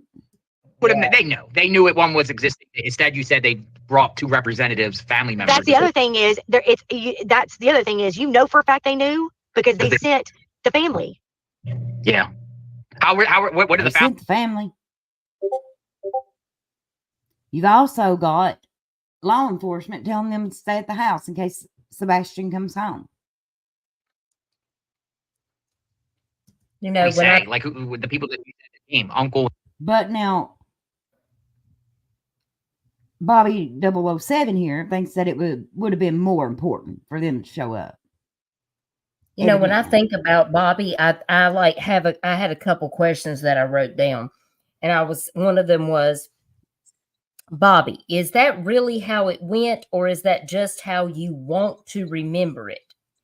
And then I wrote down, what parts of yourself do you see in the people that you're criticizing? And are you more concerned with being right than evolving as a person and doing the right thing? Those are 3 questions that I have for Bobby. Well, from what I saw with this interview, Bobby wouldn't know how to answer any of that, because Bobby ain't got a neighbor to ask. She can't phone a friend. And aunt, right? Uncle and aunt, they said. Yes. What did they say anything? Did they talk? Did they? They didn't really talk. Well, evidently they told them who they was. Much. They just kind of stood there and listened to us, you know, introduce ourselves, and we went around the circle. It was quite a big circle. We went around the circle, and everybody, said their question, Kim. Why would the parents go to a vigil full of piranhas? I have no idea. Yeah, that's why prayer and whatever. And then afterwards, we just kind of said, hey, do you guys need anything? And we said, do you need food? Can we set up a food train for you? Or, is there, do you need anything? And they both said, oh, we've got a lot of support. We're good. We're fine. Don't worry about us. We're good. We got plenty of support. Does the somebody asked in the chat, does the Proudfoots have security? Did you guys know if they had? Again, Bobby 007 didn't even know when they moved in and the other people moved out. Do you think she really knows what security they have and what they don't? Because Katie worked at Brinks, right? Or Brinks Security System. That was the very first thing I asked my neighbor when she told me that Sebastian is on the spectrum. And I said, hold on a minute. Doesn't she work for Brinks? And she said, yes. And I said, she has a special needs child. She works for Brinks. Does she not have security or locks or some kind of like a safety, something to keep him from coming out? And she said, not that I'm aware of. Now, the people before them, I do not believe they had security. They were elderly couple, so I don't even know if they cared. But apparently they didn't, because then Brinks came afterwards and installed. And I know that for a fact because she called me and said, well, they're getting security now. And I think Chris said that was because they felt like they were being threatened and all that kind of stuff, which I can't prove or deny, whatever. That's up to them. That's their business. But from what I understand, they did not have anything before that. It's So, the facts, Bobby, because of people like you.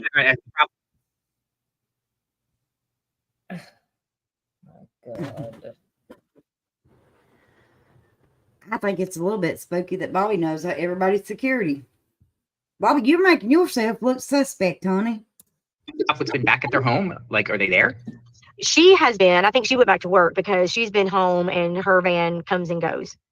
I think Chris came in one weekend. Well, you're I don't know, but I kind of just stopped. Ma'am, you don't know nothing about them. You didn't even know when they moved in. I mean, this is all hearsay, you all. Every bit of this doggone interview is nothing but she heard it from a neighbor that heard it from a neighbor that heard from a neighbor that heard it from somebody in another state, probably. And my pause game is awesome. It is. Well, that's a good question. Bobby, have you been cleared?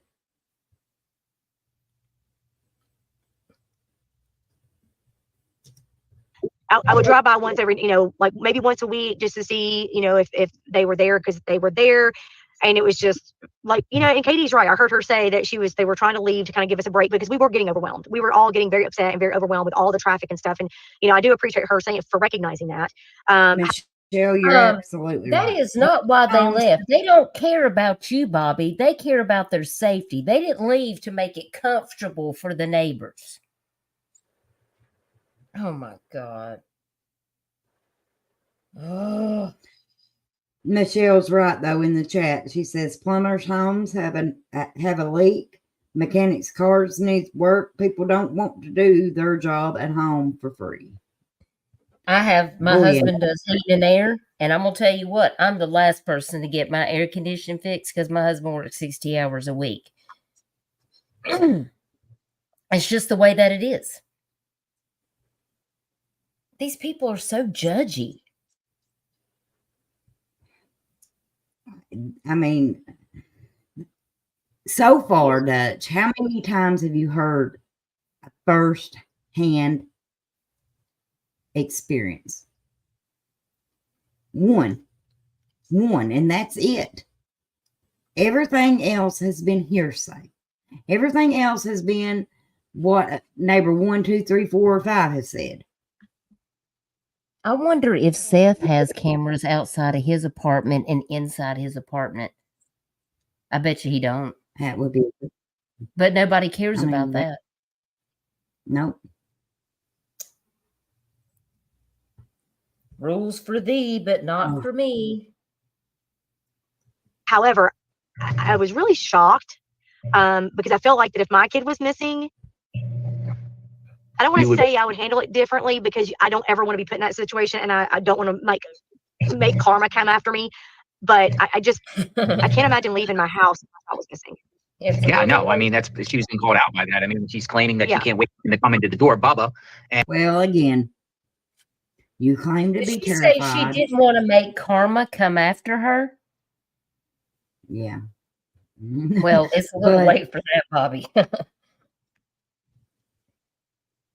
I mean, it is so easy to judge people, to sit back and judge. I would have done this. I would have done that. Well, let me tell you something. You have no idea what you would do in a situation until you're in that situation. That's exactly And if you've right. never been there, you haven't got a right to say what you would do. And Right. But I'm not her. Over to I'm not Mississippi. her, and I can't. You I'm sure not gonna ain't. You said that right. You ain't her. say that she did the wrong thing because I have no business saying that. I'm You just have surprised. no business even being on this panel, ma'am. I do appreciate the fact that she did recognize that we were getting overwhelmed with traffic and whatnot. Yeah, That's you've all. complained about that this whole interview. Oh, gosh.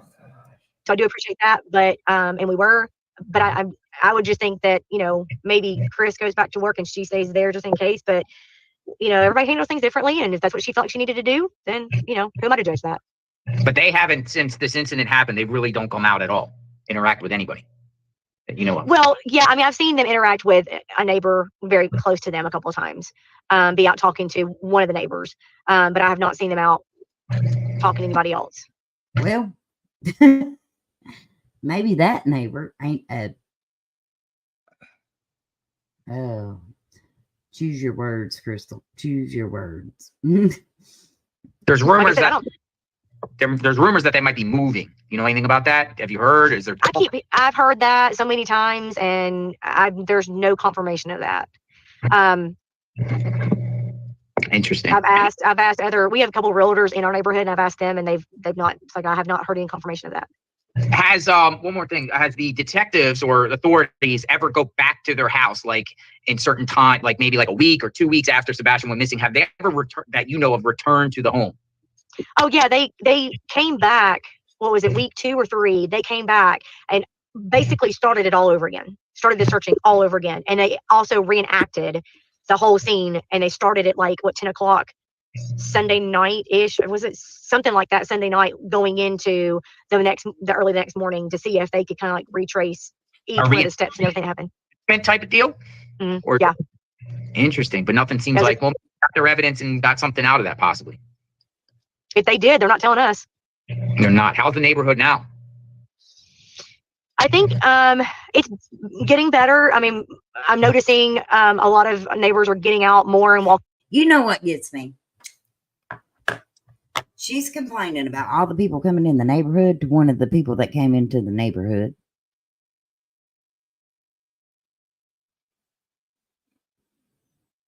Bobbi, you realize he was there the first week, don't you?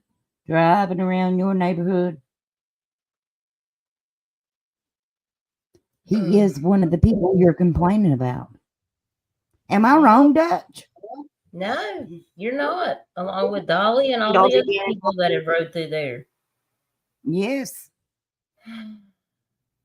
Yeah. I mean, they just shook their neighborhood so bad that it shook her hiney right up here on this panel.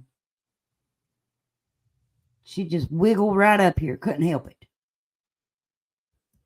And I think people think that we're all like huddled together talking about everything that's going on, and it's not like that at all. I think you just said it's like that.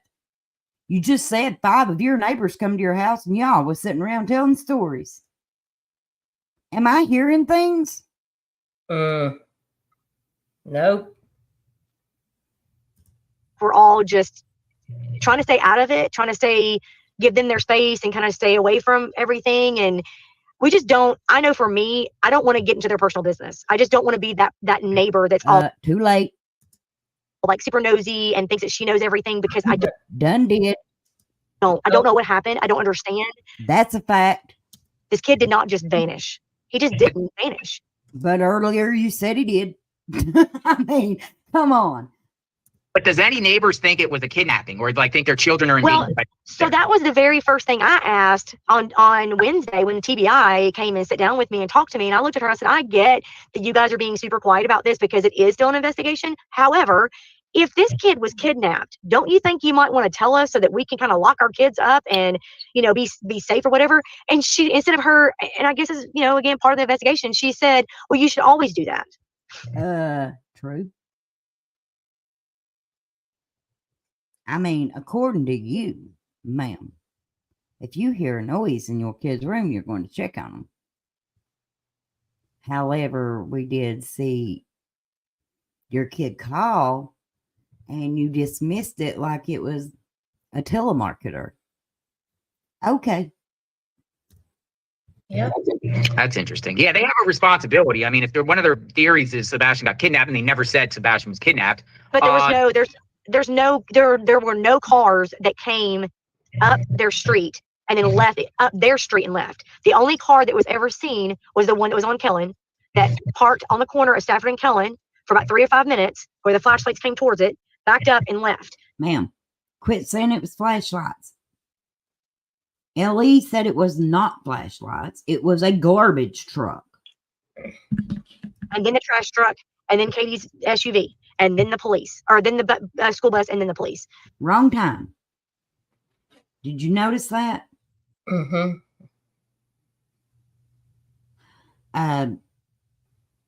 Now, what time was those flashlights or those lights that everybody was trying to say was flashlights? What time was that? Like 5:30? Mm-hmm. Katie don't wake up in 30 more minutes. So the way she's telling this, it was back to back. I know JLR. He's having a hard time understanding too. Look at him. And she's looking at him like, he's like, when is this shit show gonna be over with? Right now, he's saying, Lord, don't let this woman shut up. I won't have her back on my channel. Can we just So there was get no it other over with? car that ever drove up Stafford. Was it a car that the lights That went was, to, or like an SUV or a car? Like what type of vehicle was it? I don't know. I don't remember. Exactly. Just the words that She don't know. You She don't don't know, remember. Bobbi. Good God. I mean, She knows that's everything that that. Oh my goodness! It's just like a scream, I'm crying out loud. She knows everything, but knows nothing. With the exception of what time the bus runs. She don't know that, but she does know the garbage. She knows now, and she even knows where they take the garbage when they're full. That's bizarre. I'm sorry. I'm not getting over that. Not anytime soon. So how did she know about the car? Was it the neighbor, or was she actually sitting in her car like she is right now, being the hall monitor of the neighborhood? Well, now she said that a neighbor told her that the neighbor that had the camera told her. Now let's see here. The good neighbor told her that the camera neighbor told the good neighbor, which the good neighbor told Bobbi. Lord, this is like an MLM. We're going to have to start getting Nonsense's whiteboard out so we can draw all the connections, because it's too much for me to keep up with. No, I'm not interviewing her, Kim. You can forget about that. Bobbi can go back to her house and lock the door. If Dutch does an interview with this woman right here, I'm getting off the Dutch bus, okay? The Dutch bus will crash. Because if you think I would be any different, and I'm going to demand to be up there, if you think I would be any different than I am right now, you clearly don't know me. Because Bobbi would be walking into a trap if she came on my panel, because I would take her to church, it would be a bad day for Bobbi. Yeah, it would be, because we would have to baptize her, and she would find new religion after that live stream. I promise you. Yes, very much so. Very much. Stay trashy, Bobbi. Stay trashy. Yes. Unidentified car. I don't know if it was an SUV or a car or what. That was just what I was told. It was an unidentified car. And that was another thing, is when I asked the lead detective, I said, this car that was on Kellen, he was like, yeah, we already figured that out. That was an Uber. And I was like, no. They already figured that out. Now, keep in mind, she ain't talking about like Proudfoot said, no, that was an Uber. She's talking to law enforcement. They've told her, done figured out who that is. That's an Uber. But guess what? Bobbi knows better. She does. She knows who was getting Ubers that day and where they were going. Mm-hmm. Well, the Uber was a neighbor on Devon that ordered an Uber about 5:30 to go to the airport. I know. See, told you. You can't make it up. All that, these neighbors. but the car sitting on, why would a car sit on Kellen if they were going up the street to get the customer to leave? I mean, you don't sit there. Well, maybe they didn't know exactly which road to turn on. So they pulled over to pull out their little GPS on the phone. God I forbid. think that's what they were. Yes, to say, it's dark. I'm not going to pull into somebody's driveway if I don't know who I'm picking up yet. So that Yeah, could have God been forbid it. somebody have to pull over and look something up on their phone because, that's suspect. Do you think Sebastian called the Uber, Bobbi? I mean, I'm surprised she didn't take it there. Oh, Lord, somebody will now. God. Coincidentally, at the same time, lights are flashing around the time. Well, at that same time, the trash truck would have been through there. So Yeah. like, you wouldn't have gotten that confused. Oh, I bet I know. Mm-hmm. I bet I know how law enforcement knows that was an Uber. Bobbi, I bet law enforcement talked to the the people that picked up trash that day. I bet, unlike you, they knew the make and model of that vehicle. Mm-hmm. I bet they did. And you know what? I bet they talked to the Uber too. Yeah. And he probably told Why would a him, car be sitting on a road? Yeah. Had to pull up because it's dark. I'm not pulling into somebody's driveway if I'm at the Does she wrong think law house. enforcement doesn't vet any of these leads? Does she think they're just sitting around like waiting for us to solve the case? She thinks that all those people, law enforcement, TBI, the National Guards, FBI, Secret Service, she thinks they come there for the community barbecue. Guarantee it. Yep. Food like around 3:30, 4 o'clock Monday morning. I mean, it just doesn't make any sense. Well, one thing I say, and it's the truth, the law enforcement is not obligated to tell the public the truth. That's true. We have to tell law enforcement the truth if we're being interrogated or questioned or whatnot, in a sense, because you could be, charged with lying. But they're not under any legal obligation. I mean, morally, you would think they would tell the truth, but they don't legally have to. They can lie to the public, and they do. So maybe they're keeping things close to the vest. I was just really surprised how I felt like he got a little bit defensive with me when I mentioned that I was a neighbor and talking to the neighbors about their surveillance. Because my thought is this, Can't you hear law enforcement now? Oh my God, it's Bobbi again. I guarantee you this woman is calling TBI every day with what is on those Facebook. Every day. Guarantee it. if you were to ask an officer Just a second, y'all. a direct question, if he can't discuss it instead of arguing with me, the response should have been, I can't confirm or deny that. I can't discuss that. We're still in investigation. Instead of him flat out lying about or defending it and arguing with me, why didn't he just say, well, that's still part of the investigation. I can't comment on that. And I would have simply said, okay, you're right. I understand. Yeah, But he absolutely. didn't. Integrity of the investigation, no comment. That's what I would have done. I mean, that's usually what they do. Why Now, argue with Bobbi, me? how do you know what they do? You did not even know what resources you had in your community. Dutch, did you hear that? Yeah, rewind and play it one more time.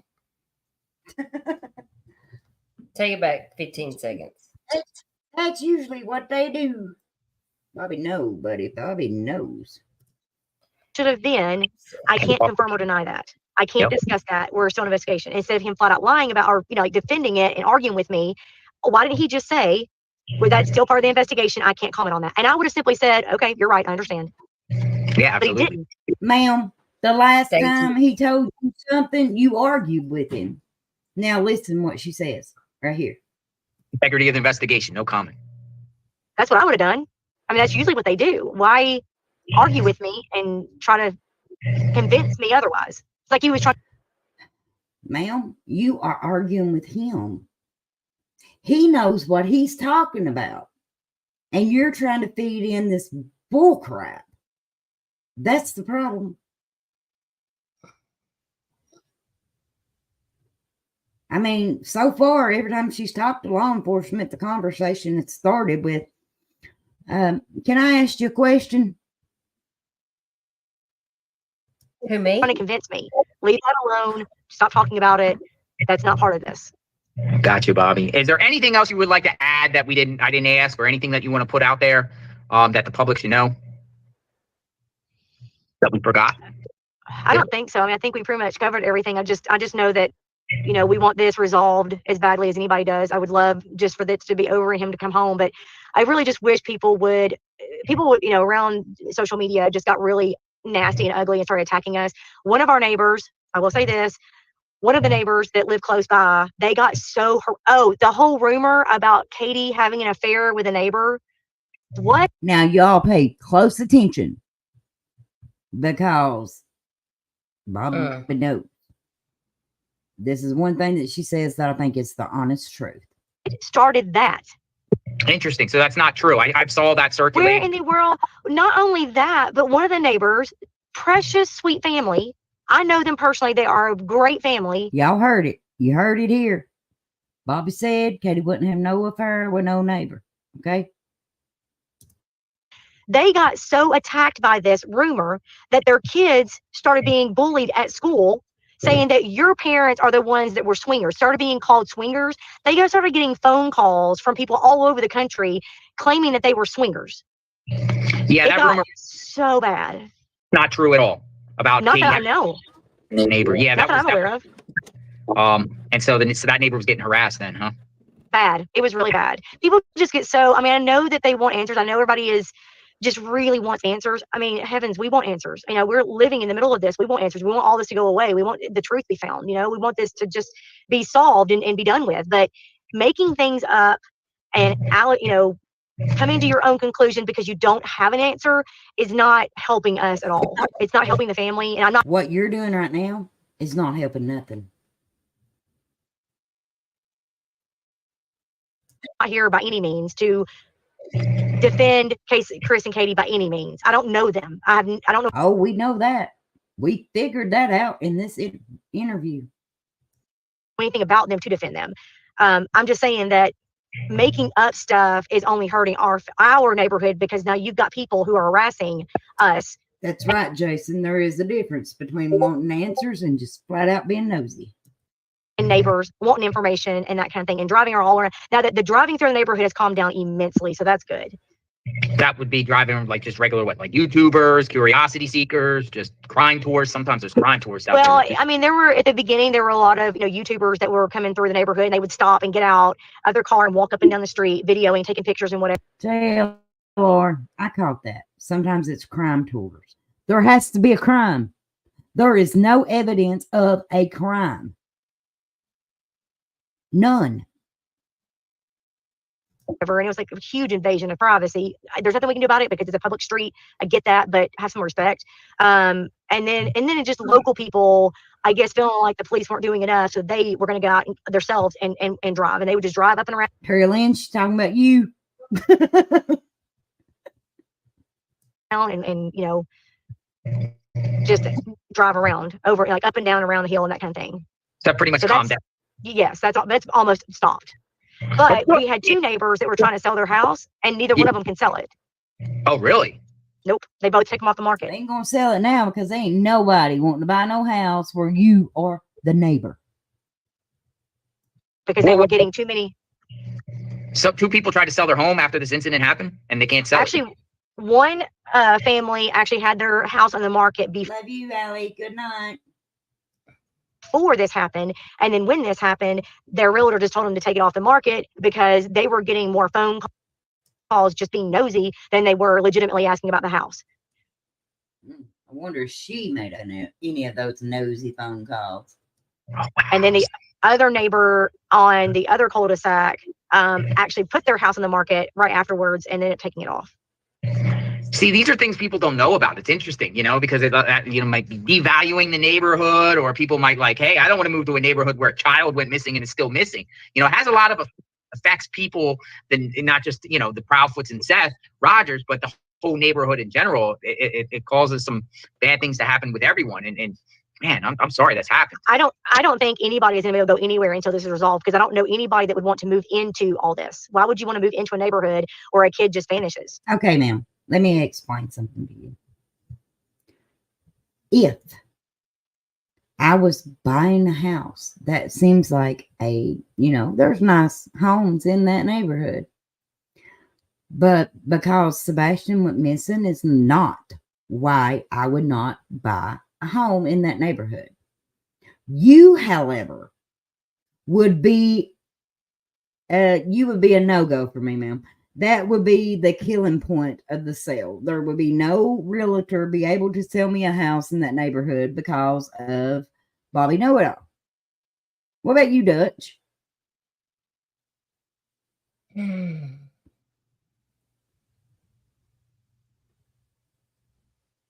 tell you what, this woman makes me so angry. Exactly, because there's the type of neighborhood where you want to have a family, build your dreams, career, raise your children, and safely and securely. Yes. And I've been there. I've been in the area. Those homes are beautiful. I mean, I would love to have a dream house like that. Like it's nice. And just can't imagine, like just a neighborhood that's never I can't imagine having you as a neighbor. seen probably any crime ever. There's no crime in the neighborhood, right? We had one incident many, many years ago that was resolved in one day, over and done with, and never had anything else. I mean, this is the kind of neighborhood that, like I said, I mean. Okay. Now, JLR, why didn't you ask about that incident right there? It was resolved in one day. What was that?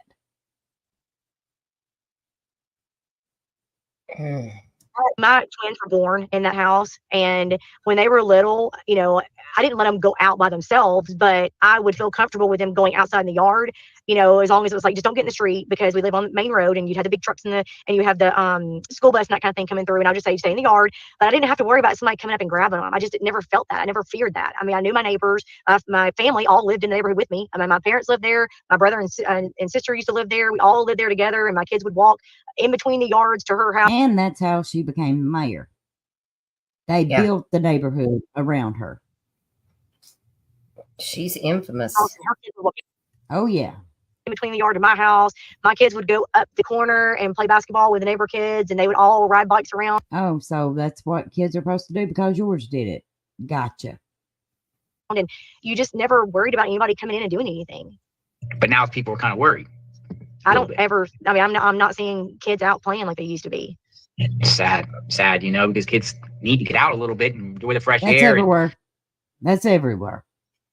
Kids are stuck to game systems and their cell phones anymore.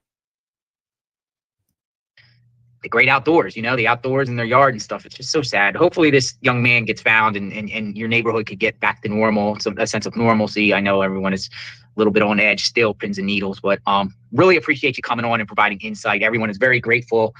People in the chat, if you got some questions for Bobbi, just leave in the chat and I'll talk to you offline and maybe you can answer some of the questions. But I really appreciate you coming. Okay. And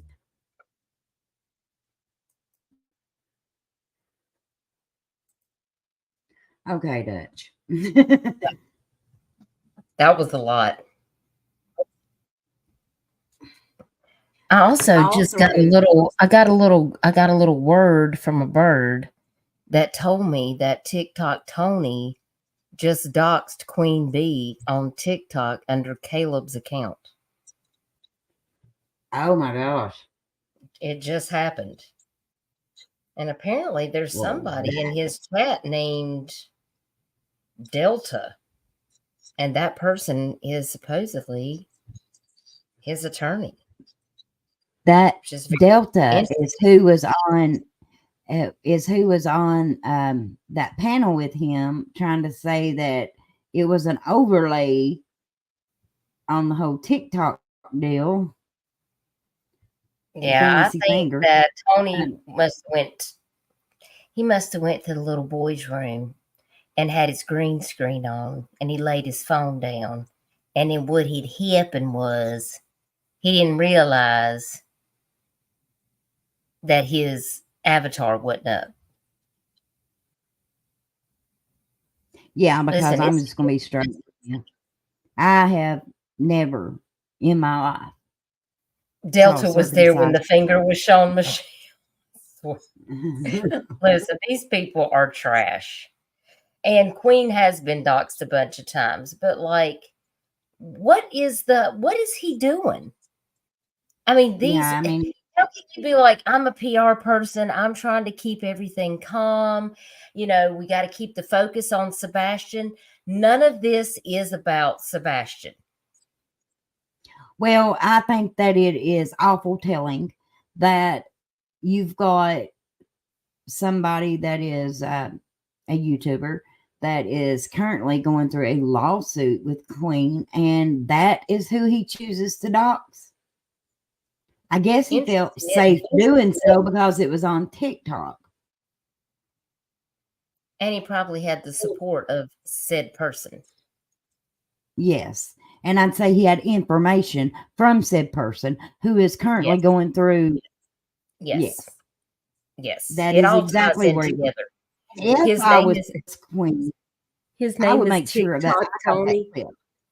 Jason, his name really isn't TikTok Tony, but that's what we call him because now he's over on TikTok. And it just, well, his name has changed in the last 24 hours. Well, yeah, it's definitely not TikTok Tony. Now it's kind of like TikTok Tony. Tony. I'm just going to say it. I'm sorry. Please put me in timeout. I'm going to put myself in the corner.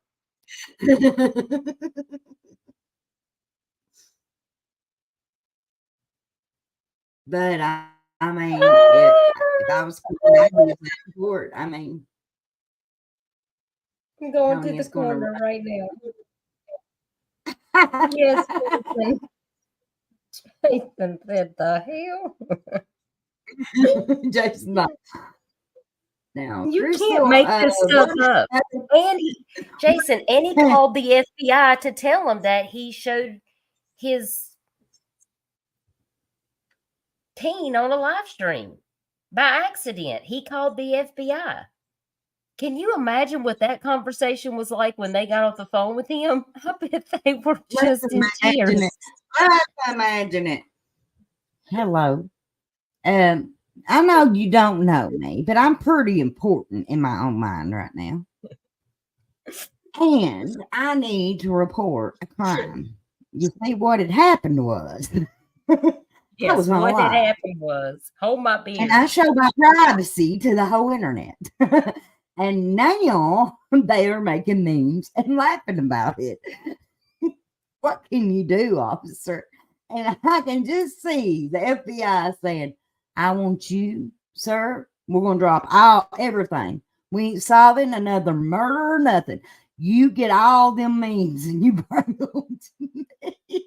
Bring them in. We're going to need to evaluate everything. Cannot. Oh, Lordy. It's the truth, Jason. I mean, you can't make this up. And then he tried to say that somebody planted it there, that they screenshot something and put it on there, and it was made up. But I've had a couple creators that have been watching him live on TikTok and recording it live, and it was on there. I mean, well, I'm just going to say this. My elderly aunt saw that because, of course, I showed it to her. She says, finger. Crystal, I've never seen a circumcised finger before, but I have now, because when you drop that in our little chat, I came over there. I was like, man, I've had 58 messages that I've missed. So I started scrolling back up and I see this picture that I was like, no way. What is that? Oh, it was not good, y'all. It was not good. Well, I mean, it's not the average day when you decide you're going to get on these YouTube streets and you start rolling, and all of a sudden you see a community post and somebody's picker is on it. I tell you what. I was like, I am done. What in the world is going Somebody on needs to here? start a GoFundMe for his wife. Because she's going to need some mental, emotional, spiritual, and therapy help. And she might need to find a new man. I mean, I'm just saying. I mean, I can't even. But she needed I'm- therapy and she's with him. I mean, because we see what she's working with. I just can't. I mean, honestly, if you'd have told me 3 months ago that this is where we would be at Cease and Desist Lane and TikTok Tony Boulevard, no. I didn't see at Wienergate. I did not see that this is where we were going to be at. I mean, I keep saying it can't get much worse. I say that to Michelle, Allie, and Crystal, like at least a couple times a week. I'm like, okay, well, this is probably like the worst it's going to get. Oh no. It continues to level up to. And what does Crystal say? Buckle up, Buttercup. It's going to get worse. Yes, she tells me all the time. She's like, Dutch, you know it's going to get worse. I'm like, it can't possibly get worse. Then it gets worse. Oh my God. Jesus help me. Kim. Cease and desist. Oh my gosh. It does always get worse, Michelle. I know I've got to stop saying that because I don't know. I'm not a good predictor. I'm trying I'm trying to not speak it into existence, but it still happens. Am I going to have to start going live on my TikTok? I think so because you have enough. I don't have enough subscribers. Let me see how many subscribers I've got over there. Nobody cares about me on TikTok because I post videos that don't mean anything. I only have 450 followers. How many do I got to have go live? 1,000. Well, shoot. Okay, y'all come set up to me on TikTok then. Somebody go drop Dutch's TikTok. I got it right here. I'll share it. If y'all want to come follow me on TikTok now, I don't know. I might offend y'all because I do have some pretty funny memes and videos on TikTok because it's not really like for my missing people. I mean, I do share flyers and stuff over there, but it's kind of my place where I go to not watch true crime because I have to have a break, a mental break, because I'm taking care of my parents. My parents are not well. And I mean, I can't do all the things. Sometimes I have to have a mental break. I have to do something else to occupy my mind because this stuff gets so stressful. But please come over and sub up to me on TikTok. I'm pretty sure. Pretty sure I do. Yes. Crystal makes good videos. She has a lot of followers. On TikTok, I have 1,861. And I got 1,200 and something on YouTube. We need to get you some more subscribers over here. And I just want to say, I just reached 8,000 subscribers on my channel. And I just want to thank y'all so very much for sharing my channel and watching my videos. Why is it always? I don't know, Jason. Have no clue. I mean, I don't care where it's at, TikTok, on the YouTube. There's some things you don't bring to the internet, and your privacy is one of them. Jason, please. Are you kidding me right now? Jason, stop it. You're I cannot. Oh my God. Don't say don't that like you're going to hell. We're going to pray for you. You can't. No, this hot dog was not worth seeing, Molly Collie, and it was not. It was not even a hot dog. It was. No, It was like it's like those little pig in the blankets that I bought wasn't today. by any means. It was a pig in the blanket, but it didn't even have a blanket on it. It was like it was sad. It was sad. It was. I'm telling you. I saw that. I literally had Dr. Pepper coming out my nose, and that burns. I was like, why am I over here? I walk into stuff in our little chat that we have, and I never know what is going to get dropped in there. I need to start preparing myself better. Oh my goodness.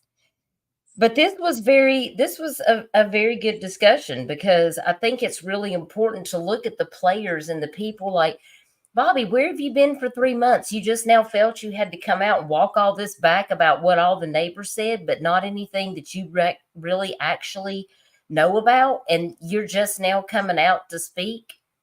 What about the neighbors that actually saw all these things firsthand? Where are they at? Yeah. And why ain't they speaking? And if you really have credible information, YouTube ain't where you bring it to. Take it to those law enforcements that you're arguing with. Michelle, that is a fact. She said, Screwball asked me why we were looking at a wiener, and I told him it was investigative reporting. Leave us alone.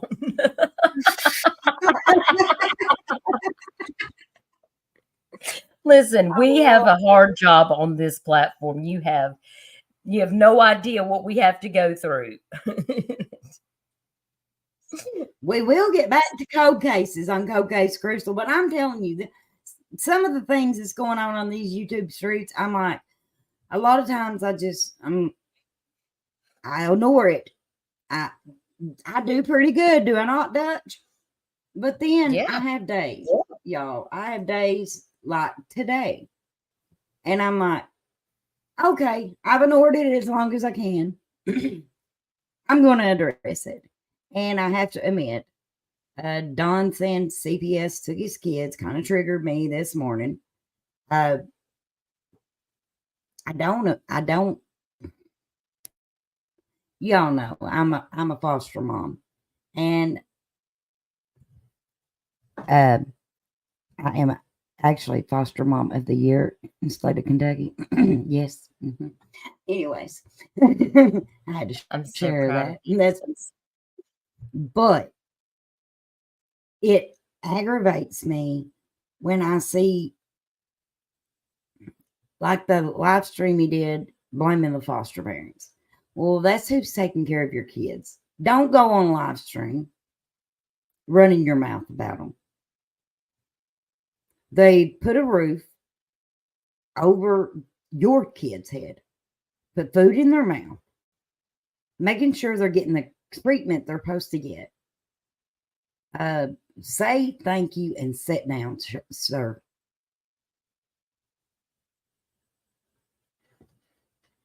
And people, I know how many chances some of these parents get.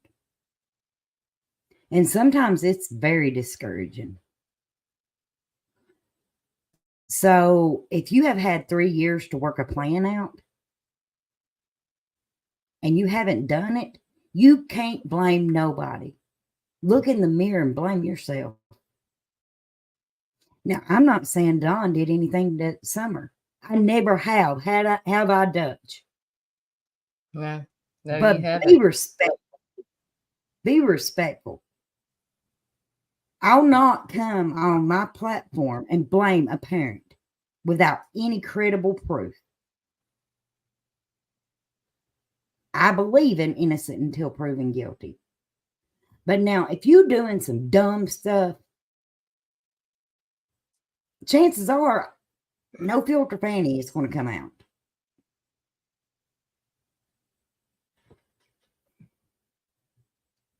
Yeah, then it's important to let people know like what they're listening to, and to let them know that, like, hey, this information isn't correct.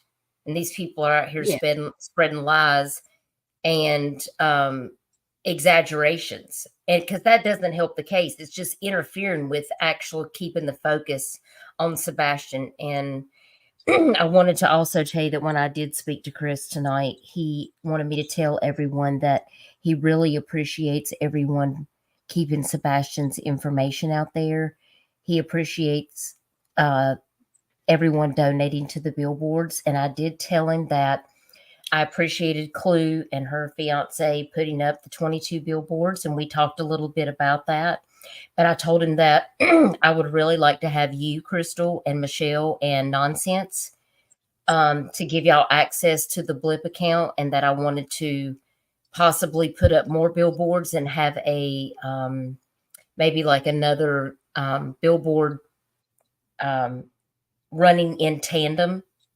You know, have another billboards in places that Clue doesn't have them running, and have them running in tandem. And he said he thinks that's wonderful. And if he needs to donate more money to make that happen, he would do it. And he really appreciated all that we have done to help keep Sebastian's information out there, because really they just want Sebastian to come home as soon as possible. They're very worried and concerned about him. And they're just staying quiet for a reason. So just know that if you're on this platform and you're talking about them, you're slandering them, you're putting out false information, it's all being documented and they have it. So if I was another creator that's doing something like that, I would just be very, very mindful. Okay, everybody, on a serious note, the picture on the screen is Summer Wells. She went missing on June the 15th of 2001. The picture on my left is what she looked like when she went missing. And the one on the right is a age progression picture of Summer. What they believe that she might look like now.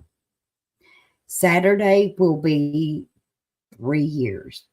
3 years we haven't got answers. 3 years nobody knowing what happened to Summer. Let's not forget this little face right here. When I started this live, I told you all that I saw the interview was done a couple days ago with Dawn, but I sat back to see how long it would take people to notice that they did one. And it took a while. It took longer than it would have 3 years ago. Do you agree, Dutch? Yes. Yes. But let's not forget Summer, you all. Let's not forget her. She's very important. We can believe whatever we want to, but when it comes to these cases, this is what is important. I don't cover missing kids very often. I do cold cases, but sometimes these kids get lost in this drama, and that really irritates me. Now, here is, let me just a second.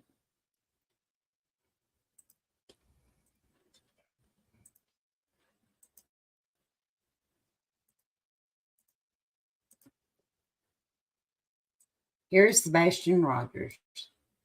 Sebastian Wayne Drake Rogers is a 15-year-old autistic Caucasian male who was reported missing February the 26th, 2024 from the Stafford Court area of Hendersonville, Sumner County, Tennessee. Sebastian is 5'5" tall, weighs 113 pounds at his last checkup, has sandy brown hair, brown eyes, and may be wearing glasses.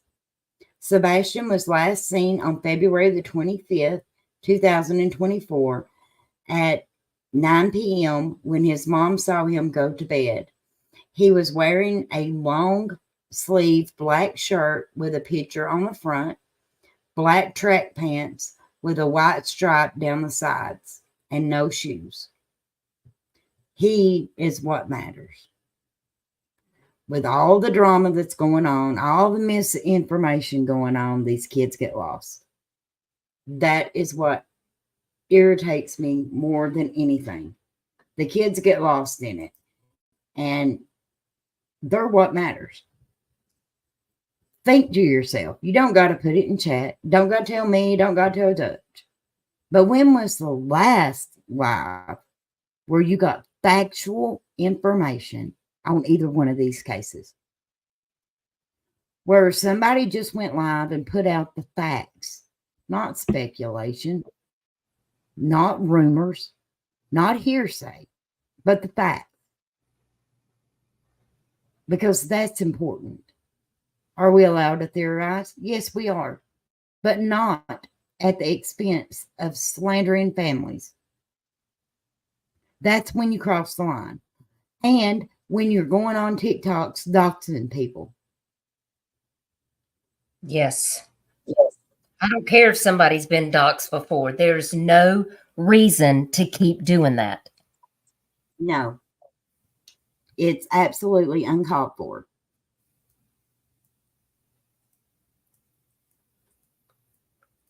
Just be mindful when you go into chats, or you are a creator and you have a platform to share information. Have some respect and integrity about what you're doing and what you're talking about. Because how can anybody take you serious if you don't? Stand on what you believe in. And if you don't, well, I mean, and you want to know why people are judging you, well, that's probably why.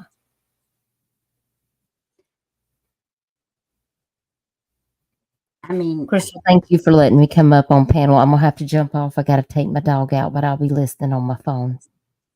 Well, thank you for coming up, Dutch. Absolutely. I appreciate you going over this. I think it was very constructive, and it's important for people to know, what And we're I looking at.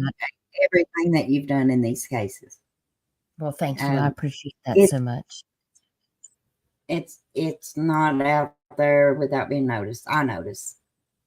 Well, I appreciate you, sis. And I notice everything that you do. And I appreciate all you've done for Jaden Carpenter and Elena Hembry.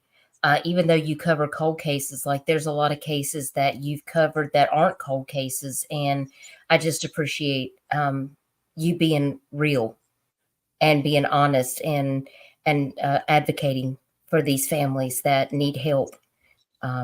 You're a real one, and I really do appreciate all that you do. Love you, sis. Love you. Thank you so much. You're welcome, darling. Okay, I know that this live has not been my usual lives. Every now and then we got to shake things up a little bit. And I do apologize that I haven't been live much lately. I've had a very lot going on in my own personal life. I had a dear friend pass away not too long back. And it really, when you see people putting out rumors and speculations, it is affecting the people that they're talking about. I've said this before. I'll say it again. We hear it all the time. Go in real life. Don't go real life. Well, I might be talking into a microphone on YouTube, but it's real life. Words matter. Facts matter. And no, I'm not saying you can't theorize. But like I said, not at the expense of destroying families. You wouldn't do that in person. You wouldn't. In your everyday life, if you went to Walmart, and I've said this before, but I'm going to say it again. If you went to Walmart and a mom says she can't find her kid, you're not immediately going to tell her it's her fault. a good human being will help her look for it. So let's keep that same energy everywhere else in our life, because it does matter. It does. How you conduct yourself on these YouTube streets, it matters. And like I said, this live has been a little bit different. I hope I didn't offend anybody. But sometimes most of the time I'm just blunt. That's the only way I know to be. Again, I'm not accusing any one of these parents. People make mistakes. They word things wrong. They say things wrong. But it don't mean they did something to their kid. And I mean that on all these parents. If we haven't got facts, then we don't need to be running our mouth. Don't be part of the rumor mill. It don't do no good. Hopefully, we can get back to what matters, and that's these kids putting their information out there. I probably will be doing another live here probably at the end of the week on Kelly Holland. There's been a family member that has reached out to me, and I've got a lot to go through. They've sent me a lot of, information that I've got to look at. But when I get that sorted out, I'm going to do a live on it. Crystal, your directness is one of the reasons I love you, sis. Oh, thank you. I love you, Michelle.